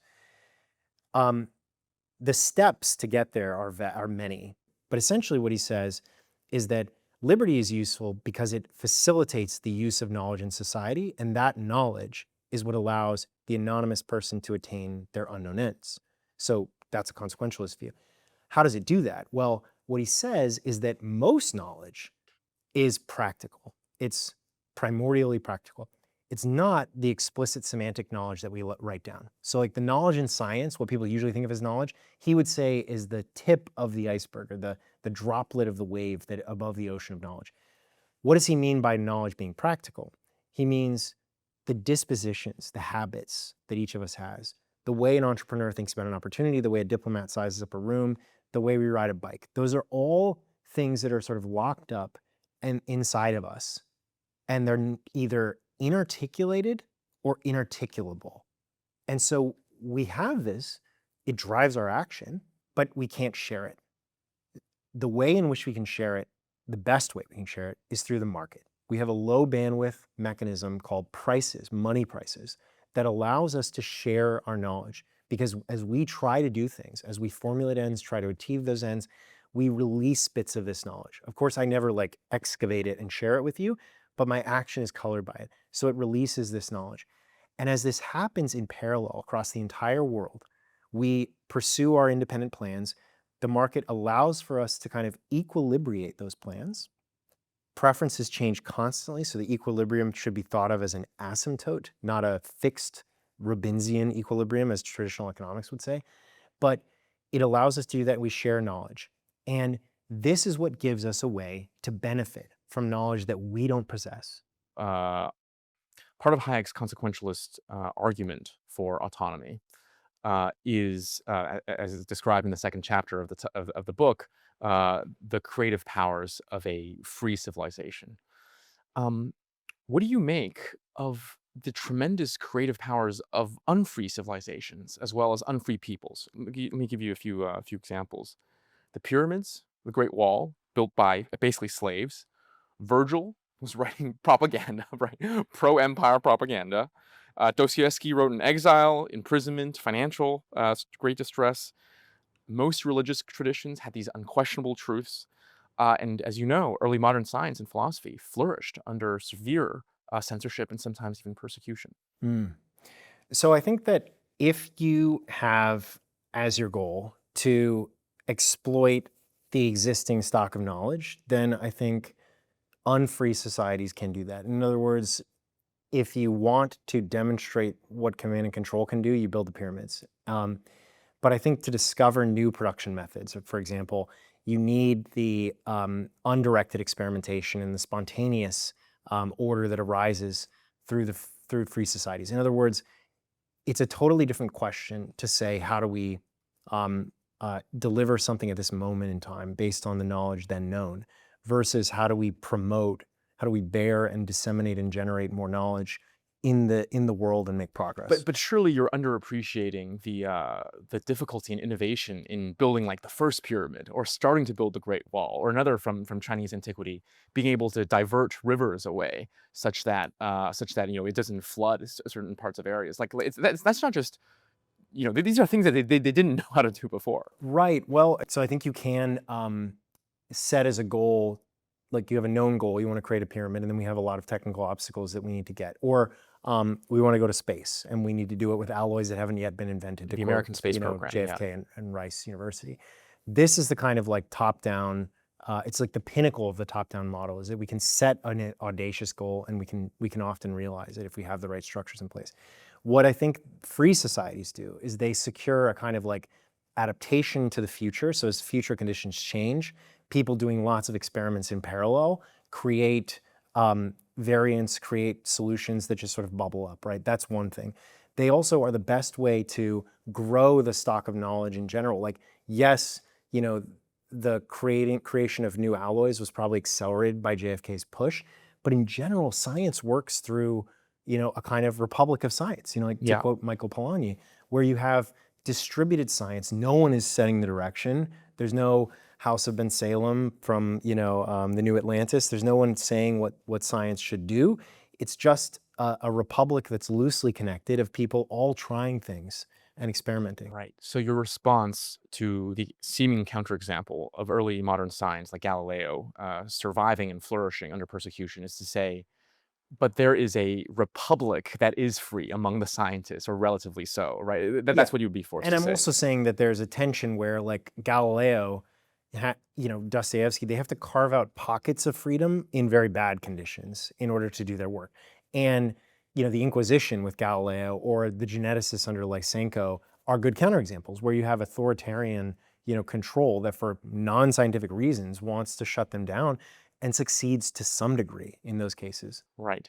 So your response there is essentially like a lack of counterfactual response. Like, Galileo did what he did, surviving persecution, but what if we had a parallel Europe that was free at the time? Think about how much better that would be. Right? I think that's brilliantly put. Yeah, I think it's, you look at the examples where great art was created amidst terrible conditions, but then what you don't consider is, what would the parallel universe have looked like? Yeah. Okay. Well, I'm glad I trapped you there, because I set up a little trap for you, because America, which I think any reasonable person is would say is the most free in the way that you're in this Hayekian way society. It's not totally free, but the most, right, a sort of nation in human history.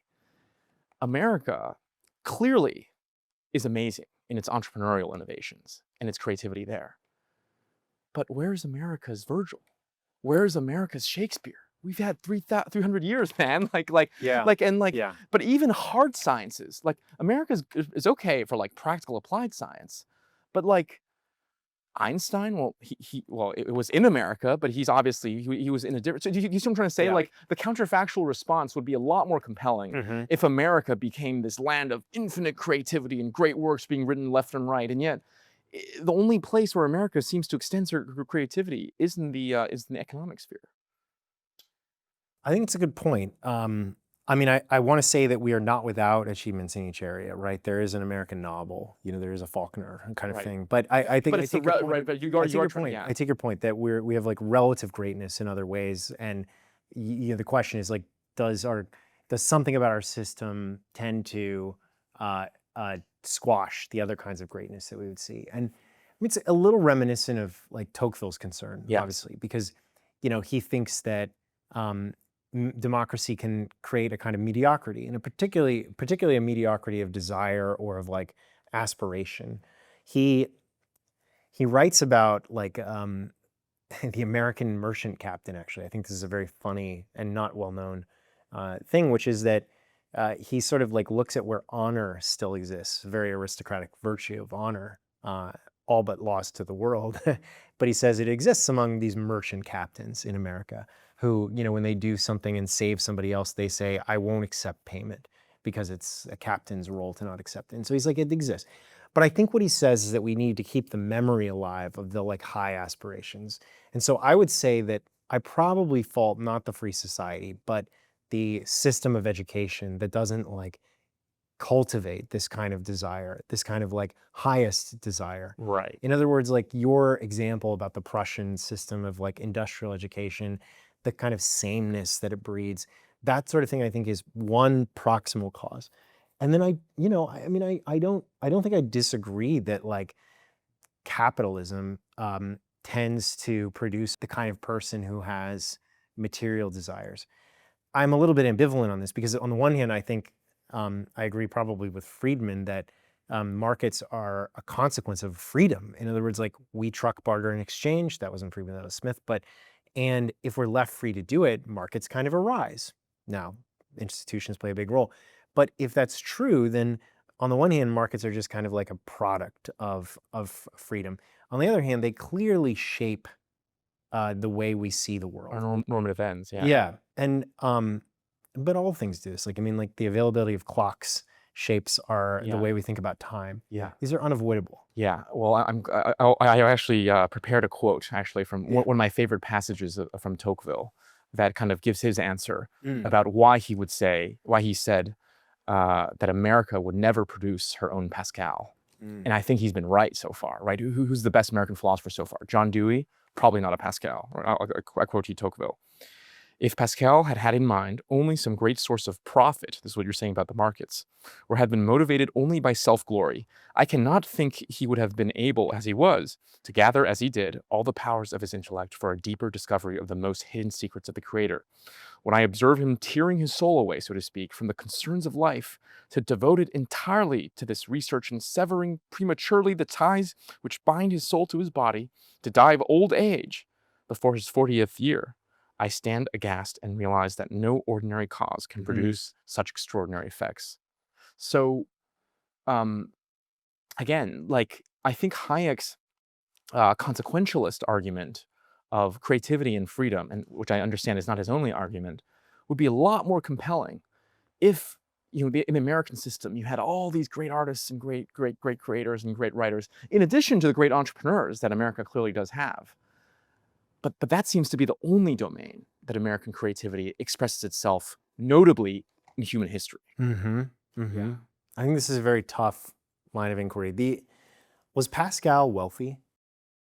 I think he might have been a gentleman scholar kind of. Yeah, because I think Tocqueville also shares this kind of like, it's a controversial point to make, but that the multi-generational wealth, that like primogeniture, like the estate law, basically the idea that whether or not a country breaks up estates or passes it to the firstborn son has a big role in the kinds of goals one can pursue. Because Tocqueville says this. Right, in exactly. Democracy, And so I think I say it's controversial because like people don't like to talk about, the literal elite and like, estate sort of law in that way. But I think Tocqueville's right that if we, to the extent that we sort of break up estates, we give people a starting point that makes them very hungry but especially hungry for material things. Whereas if you're born into wealth, which I was not, to be clear, if you're born into wealth, then you have a different set of ideas. Like you kind of are kind of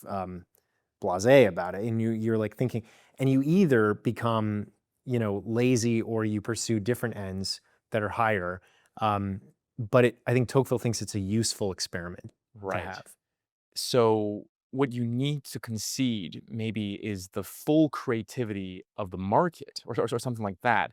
I mean, obviously the market itself is creative in the entrepreneurial sphere, but you still can preserve your point about liberty itself being important for creativity. Just different kinds of liberty are needed, something like that. Yeah, right? Yeah. I also will say, in defense of entrepreneurs, that some of them have very great desires about humanity that would rival the desires of the most laudable aristocrats of old. Like, in other words, I don't think that honor and those questions, while I do think they've diminished, I do think that people get into the game for reasons like that, but it's the expression that would be kind of totally different than what Tocqueville is thinking of. So I want to move on to the last part of our interview, which is we talked about what you want to achieve, mostly about autonomy as it relates to AI. We talked about why that's important, the intrinsic and the extrinsic reasons, and now I want to move on to the how. And it's this idea that you suggested of the philosopher-builder. So what is a philosopher-builder? So the philosopher-builder is a new kind of technologist. It's a technologist that thinks very deeply, contemplates very deeply about the alternate ends of technology, and also has the skill to build that in the world. When you think of the philosopher-builder, you should think of Benjamin Franklin, who everyone will know as one of America's founding fathers, as the face on the $100 bill. What a lot of people don't know is that Franklin is an engineer of a very high caliber. He invents the lightning rod. He invents the bifocal lens. He coins positive and negative charge in electricity. He's also a philosopher. He lives by a 13 virtues idea and creates this thing called the junto for mutual evaluation, mutual discussion. When Franklin is at his best, and when he really brings to life this idea of the philosopher-builder, is when he's translating a philosophical idea into a practical innovation in the world.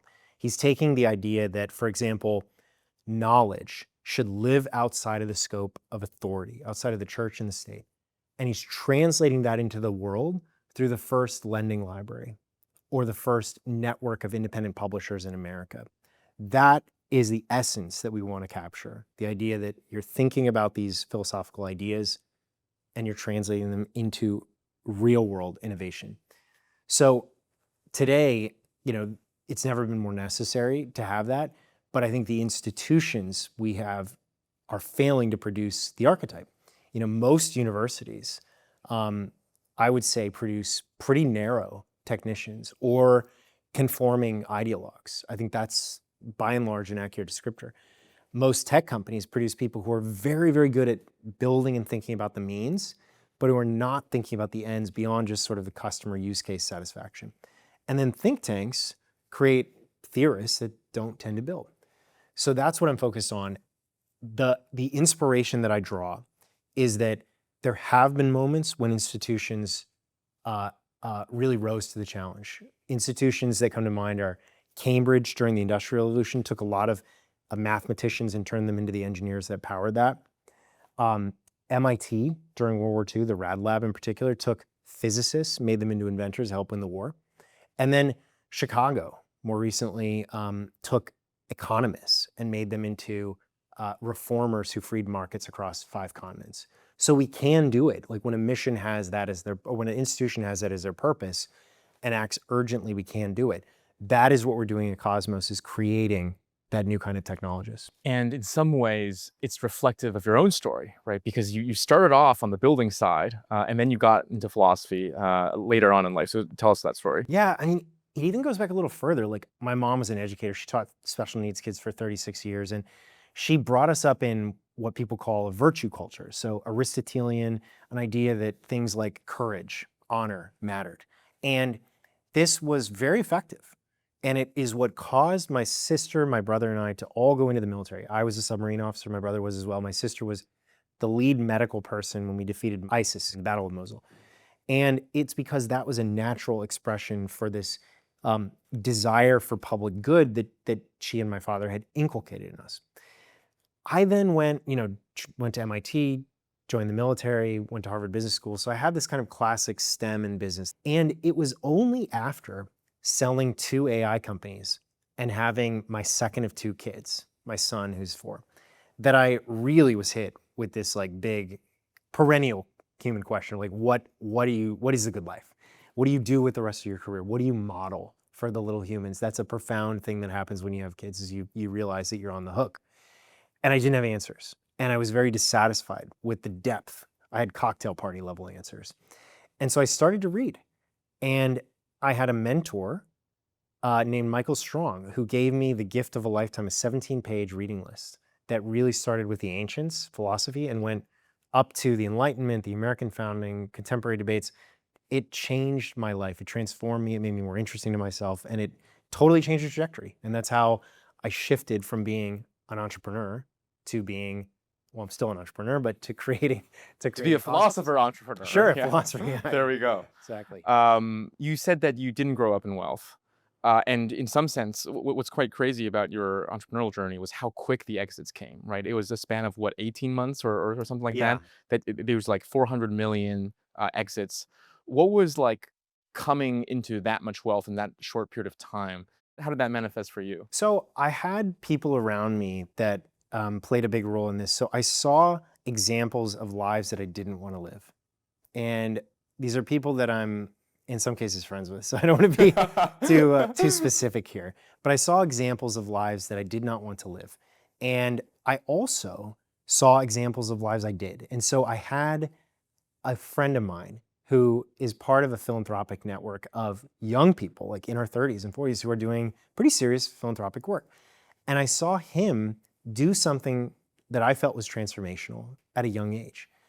And I remember the moment when I heard this, and he'd given $5 million or something to this amazing cause.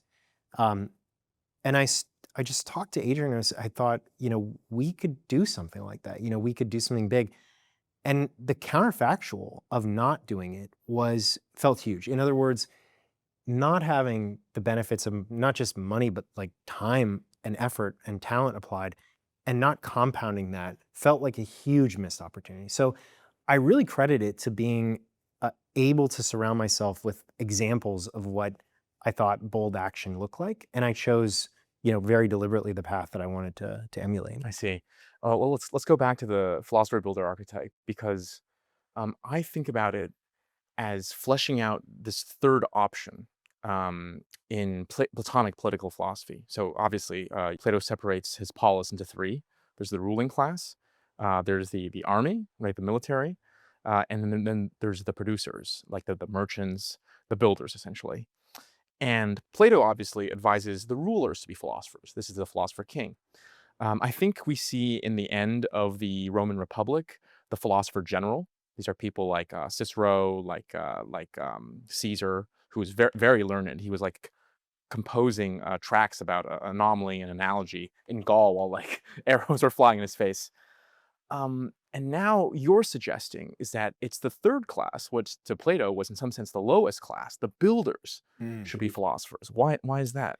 Well, yes. I mean, I think it draws some inspiration, but differs in one really important way from those archetypes. The inspiration is that there is a belief that you can have not a unity of contemplation and power, wisdom and power, as you see in the Philosopher King, but a unity of the wisdom and the contemplation that gets you there with the ability to create worlds, to build.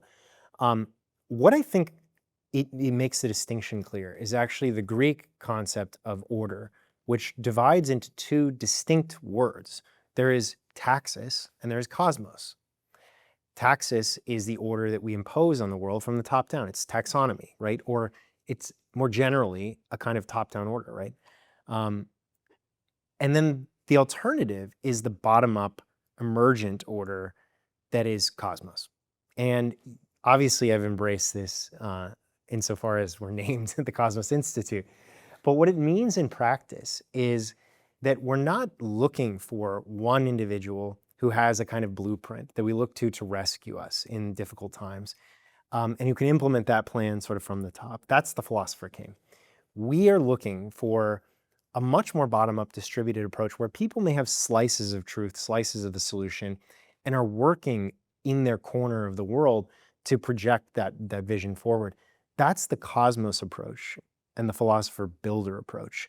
It's a different archetype, much more like Franklin, much more distributed, and one that I think is right, necessary for the current moment. Right. So taking the insight from Plato about the importance to join worldly activity and philosophy and contemplation, but given everything you said about autonomy, transplanting that into an autonomous, decentralized way. Yes. And hence you find the philosopher in the third class and not in the ruling class. I was going to give a very different answer to why this is important today. Please. Which is that technology, like you can argue in some sense that in Plato's time, ruling and political power was the dominant pole, right? Whereas today, I think it's the market as well as technology that is the dominant pole of the three. You see how, obviously you see how technology is dominant over politics, given everything we described so far about how technology can form political citizens to be more autonomous or less autonomous. And you can also see with things like Anduril or Palantir, how an AI, of course, has dual-use technology.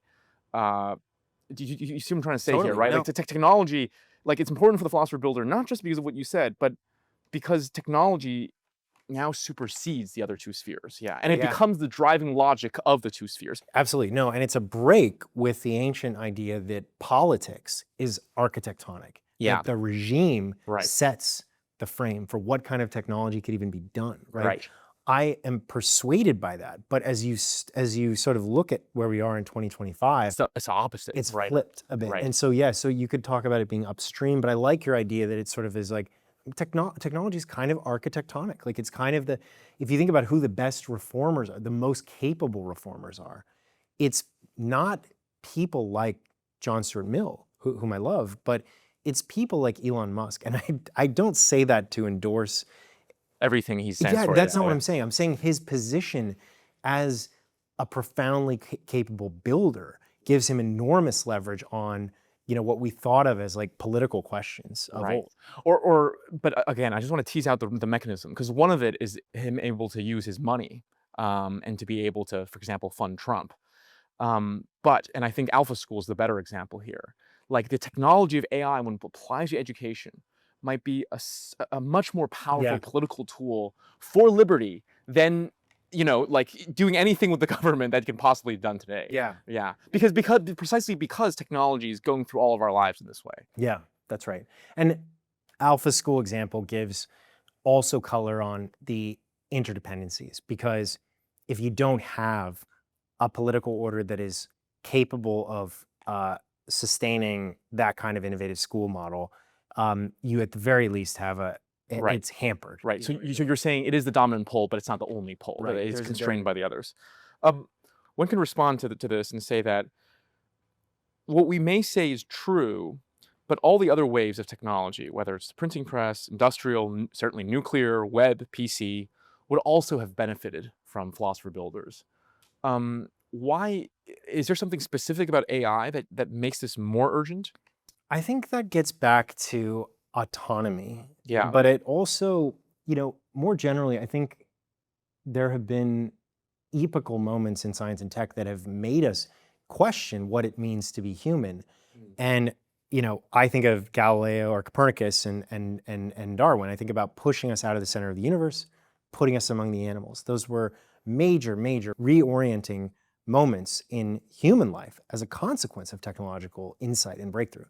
AI is similar. The age of Turing brings this question of what does it mean to be human in a world in which we are no longer, the most intelligent being, or at least plausibly becoming so.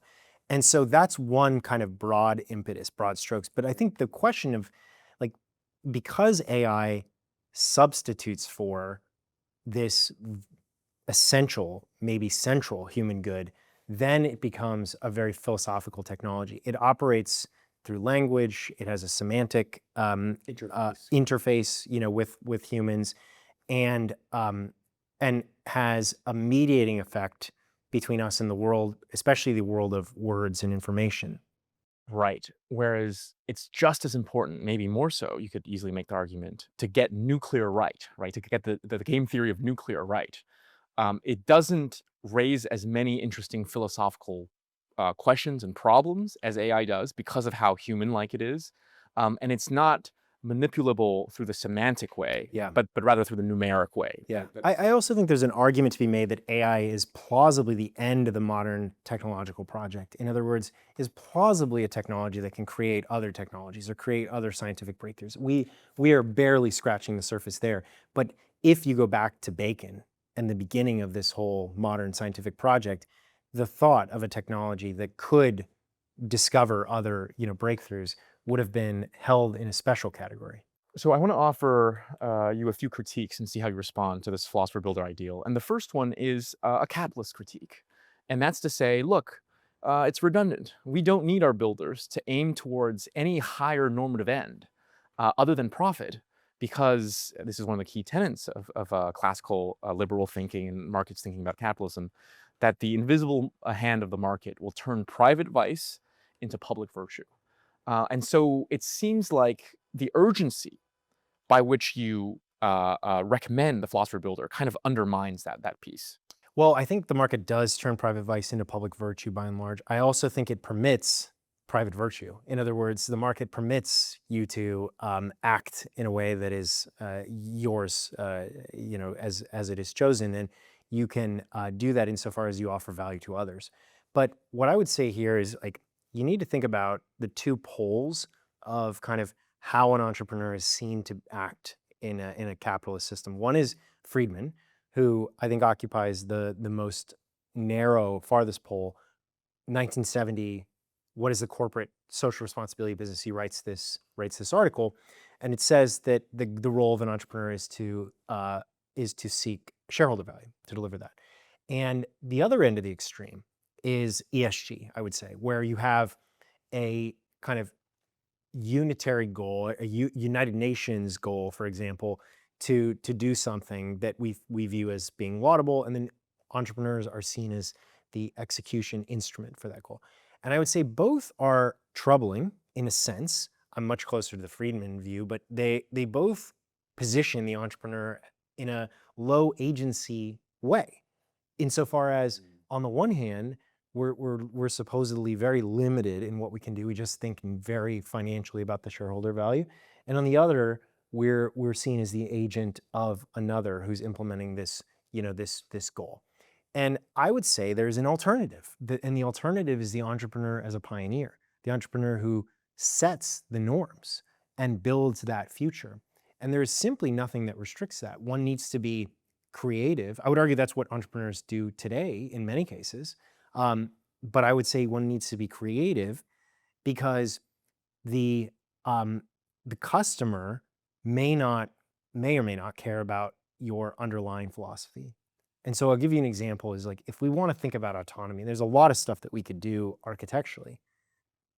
But if we consider the case Bloomberg Terminal, for anyone who's not in finance, is a kind of mainstay of finance.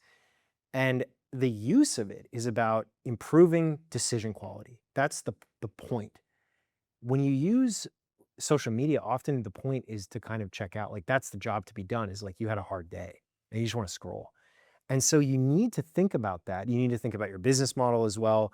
Are you paying money in a subscription, or are you being subsidized because the model is ad driven? These are really important design questions. But insofar as opportunities do exist that resemble the Bloomberg Terminal, where you're improving decision quality and getting paid for it on subscription basis, there's an entirely consistent pro-capitalist way to build autonomy producing tools. Right. Right.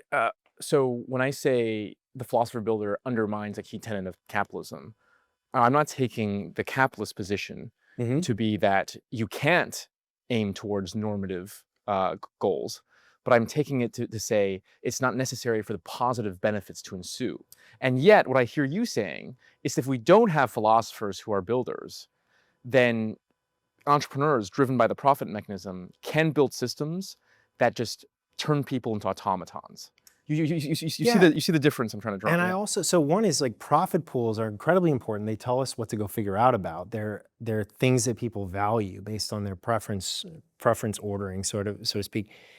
But also someone needs to care about preserving the institutions that make free markets possible. Someone needs to care about preserving the habits of mind that do that.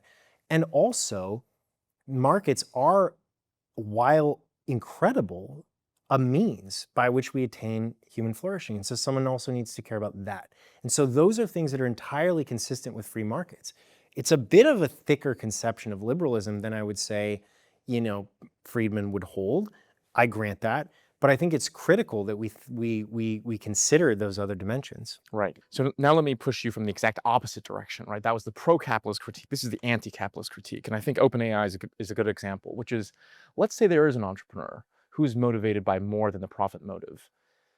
There are two kinds of pressures upon him or her that might deter his genuine desire to do this. Number one is when a company scales and brings on investors and other shareholders, they just might need to optimize shareholder value, regardless of what the entrepreneur, what the philosopher-builder wants.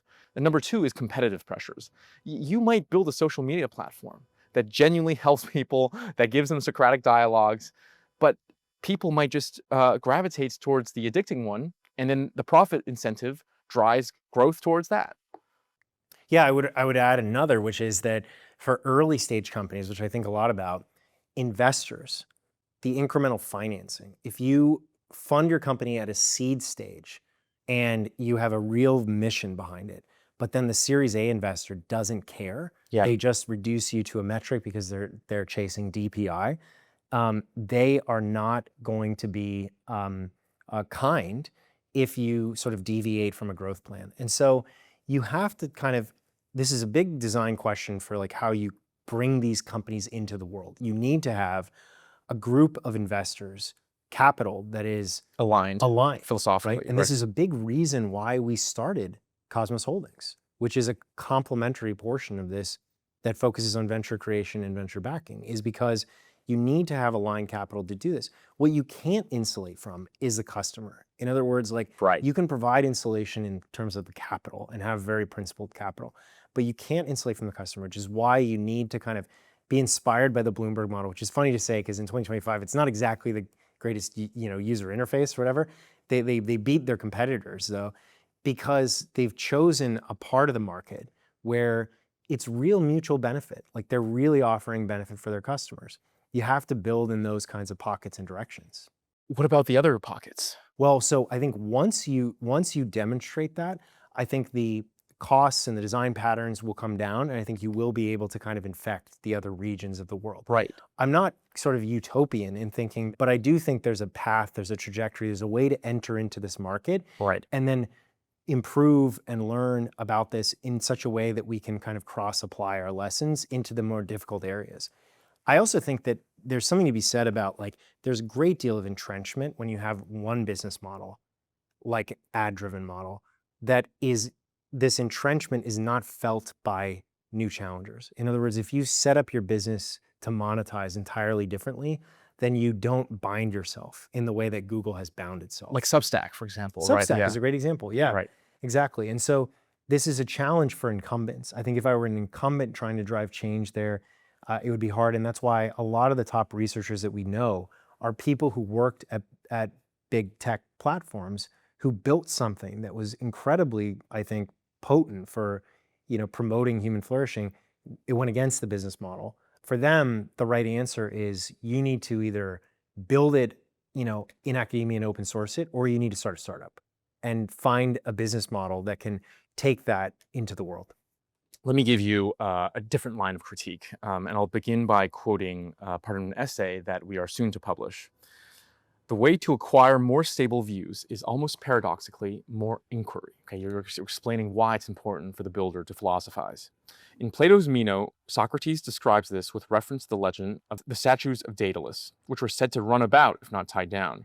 The idea being that opinion is made valuable via inquiry, which helps to ground our knowledge and holds it more stably in place. Inquiry improves our convictions even as it replaces them.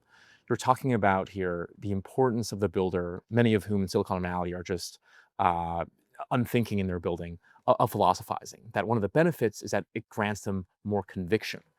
However, many of the Socratic dialogues end in aporia, where no set sort of answer to the what is X question is arrived at, and even stronger for some of them, the interlocutor seems to be made worse, more puzzled, more angry, more humiliated through the conversation. So, and of course, there's an entire school that's been founded from Socratic aporia, and that's the ancient skeptics, right? And so why are you so certain that kind of philosophical questioning is going to lead to more certainty for builders who are even considering to take this path? Yeah, it's an interesting question. So the kind of thing that we want to do is to inculcate a habit of mind. We want people who inquire, who think deeply about the alternate possibilities, who understand that philosophy, the love of wisdom and the pursuit of wisdom, is a kind of quest for knowledge, but never an attainment, and who are satisfied to some degree by simply knowing more about what they don't know. In other words, we can look to, I mean, a lot of the most inspirational philosophy for me is people who have tried to demarcate the limits of Right, reason like and Kant. what we can know. Yeah, exactly. Kant, Hume, many others, Hayek. And so I think that's a perfectly acceptable place to land in philosophy that requires one to have a constitution that isn't like pathologically certainty seeking. But if that's true, then we would rather have questioners who are constantly questioning, which by the way is a habit that I think is very consistent with company building. It's like you're asking questions, you're deeply curious, you're fostering that. It's just you're asking more capacious questions, more expansive questions that get at what the technology is actually going to do for what matters, which is human flourishing. Right. What do you think is the ideal path to train these philosopher builders? Is it to take builders such as yourself and then try to teach them philosophy when they're ready? Or is it to take the best philosophers and teach them how to build? Good question. So my focus is to try primarily to take the builders who have this kind of sense that they want to help humans, and just like I did, but it's untutored, just like mine was, and then be able to give them tools to really try to derive a set of principles or ideas. The method, I think, must be a combination of education, and that education must blend the kind of textual and technical, meaning if we want to think about collective intelligence, we might read Mill on how to correct collective error, but we should also understand research at the very front, very forward parts of the frontier, like what Midjourney is doing on collective intelligence. That's one part of it. The other part is praxis, it's action, it's translation. So you can think about translation in two senses. One is, how do you create prototypes that test ideas? And for that, what we do at Cosmos is we back, individuals to build projects in 30, 60, 90 days with microgrants, inspired by Tyler Cowen, inspired by Emergent Ventures. The other method is to do deeper research. And so for some questions that deal with like the heart of what is inquiry, or what does it mean for a machine to promote virtue? These are big questions that I think prototypes would be valuable for, but there's a much deeper kind of Philosophical question, right? And so for that, we help to facilitate this by setting up an AI lab at the University of Oxford called the Human-Centered AI Lab, where you have some of the top philosophers. Philip Corliss leads this. He's a very unique philosopher who thinks about reason, but you combine that with people who are fresh out of OpenAI, Anthropic, DeepMind, that kind of thing. And they're building systems and doing research that I don't think could be done anywhere else. I don't think it could be done within Google. I don't think it would be done within academia in a traditional way. So you kind of put that alchemical set of philosopher and technologists together, and you do incredible research. Then, as I mentioned, the last part of it, which I still view as part of like this journey of transformation, is you kind of graduate and you build a company. That's what makes this so distinctive, is that, we want to take ideas and then scale them out into the world. And the way to do that is through markets, is through entrepreneurship. And so that's where Cosmos Holdings comes in. Well, it's really interesting because most of the people we interview in this series, the really successful philosopher builders, all went the opposite direction. They all studied philosophy: Reid Hoffman, Peter Thiel, Colin Moran, Marcus Rue. And then they were pulled into the real world. Yeah. I'm not saying there's a necessary tension there. I just think that it's very interesting. Yeah. Absolutely. Well, I mean, I think it hits people at the right moment for them. So I don't mean to dismiss people who come at it from the other direction. We're very welcoming of that. I know for me, I took one philosophy class at MIT. I didn't like it that much. Yeah. And then it had to be the case that I found it in my, mid 30s, after selling the companies, after having the kids. It took hold. So it's very unique, the journey that each individual and same for me. It could just be a matter of months or even a single year, where for me, I took Columbia's Great Books core curriculum after I failed the company, dropped out, and went back. That was life-changing. Yeah. If I were forced to take in my freshman fall, I think I would have hated it. Yeah. Because I didn't realize the importance. So, Yeah. let me end this interview with a final challenge. And it is a challenge from an unsuspected friend, Hayek. Okay. This is Constitution of Liberty. Coercion, however, cannot be altogether avoided, because the only way to prevent it is by the threat of coercion.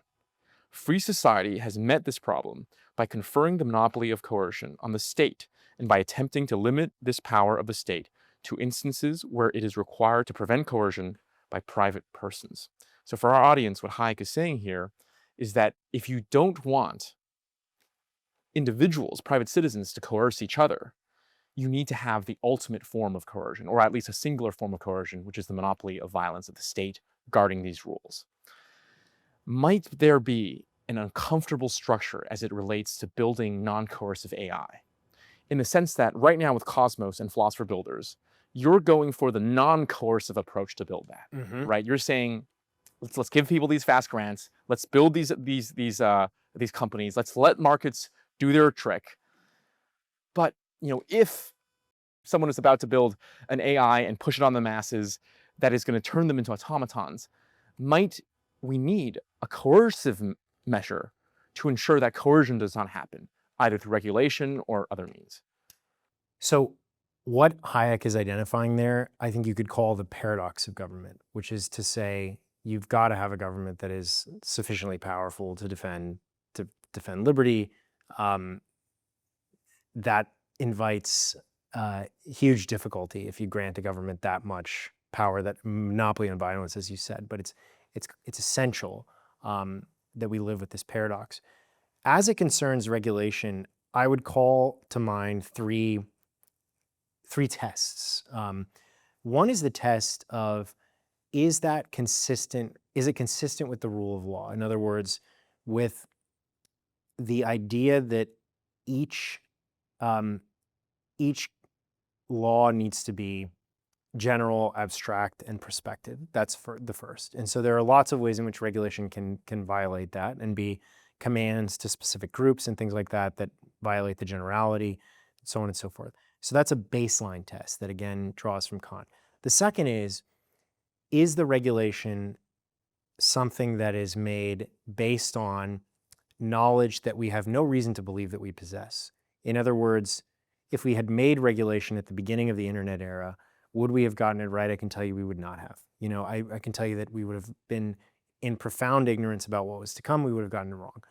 And this gets at the idea of the dominant paradigm, which is ex ante, trying to regulate before some hypothesized harm occurs, versus the much more adaptive incremental evolutionary approach, which is ex post through the common law. So ex post adjudication, I think, should be favored on an epistemological basis because we can't make such predictions. Thirdly, any intervention that we might have should be evaluated not just on the basis of the local cost benefit. In other words, if we intervene here and we intervene here and we intervene here, then this proximal harm that we can foresee, we may not have experienced it because, again, we're not taking the ex post approach, but if we can foresee it and articulate it, is it sort of worth it? And the cost benefit analysis that really I think we should do in that case is, don't just look at the harm that you're trying to solve proximally.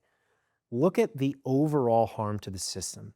And so if you buy the idea that the system is just, especially because it tends to allow the anonymous individual to achieve his or her unknown ends, then you have to be committed to some idea that we care about the way in which knowledge propagates through the system and gets generated through the system. And in fact, our interventions tend to harm that crucial attribute of spontaneous order. And so that is something that needs to go on the other side of the ledger. Right.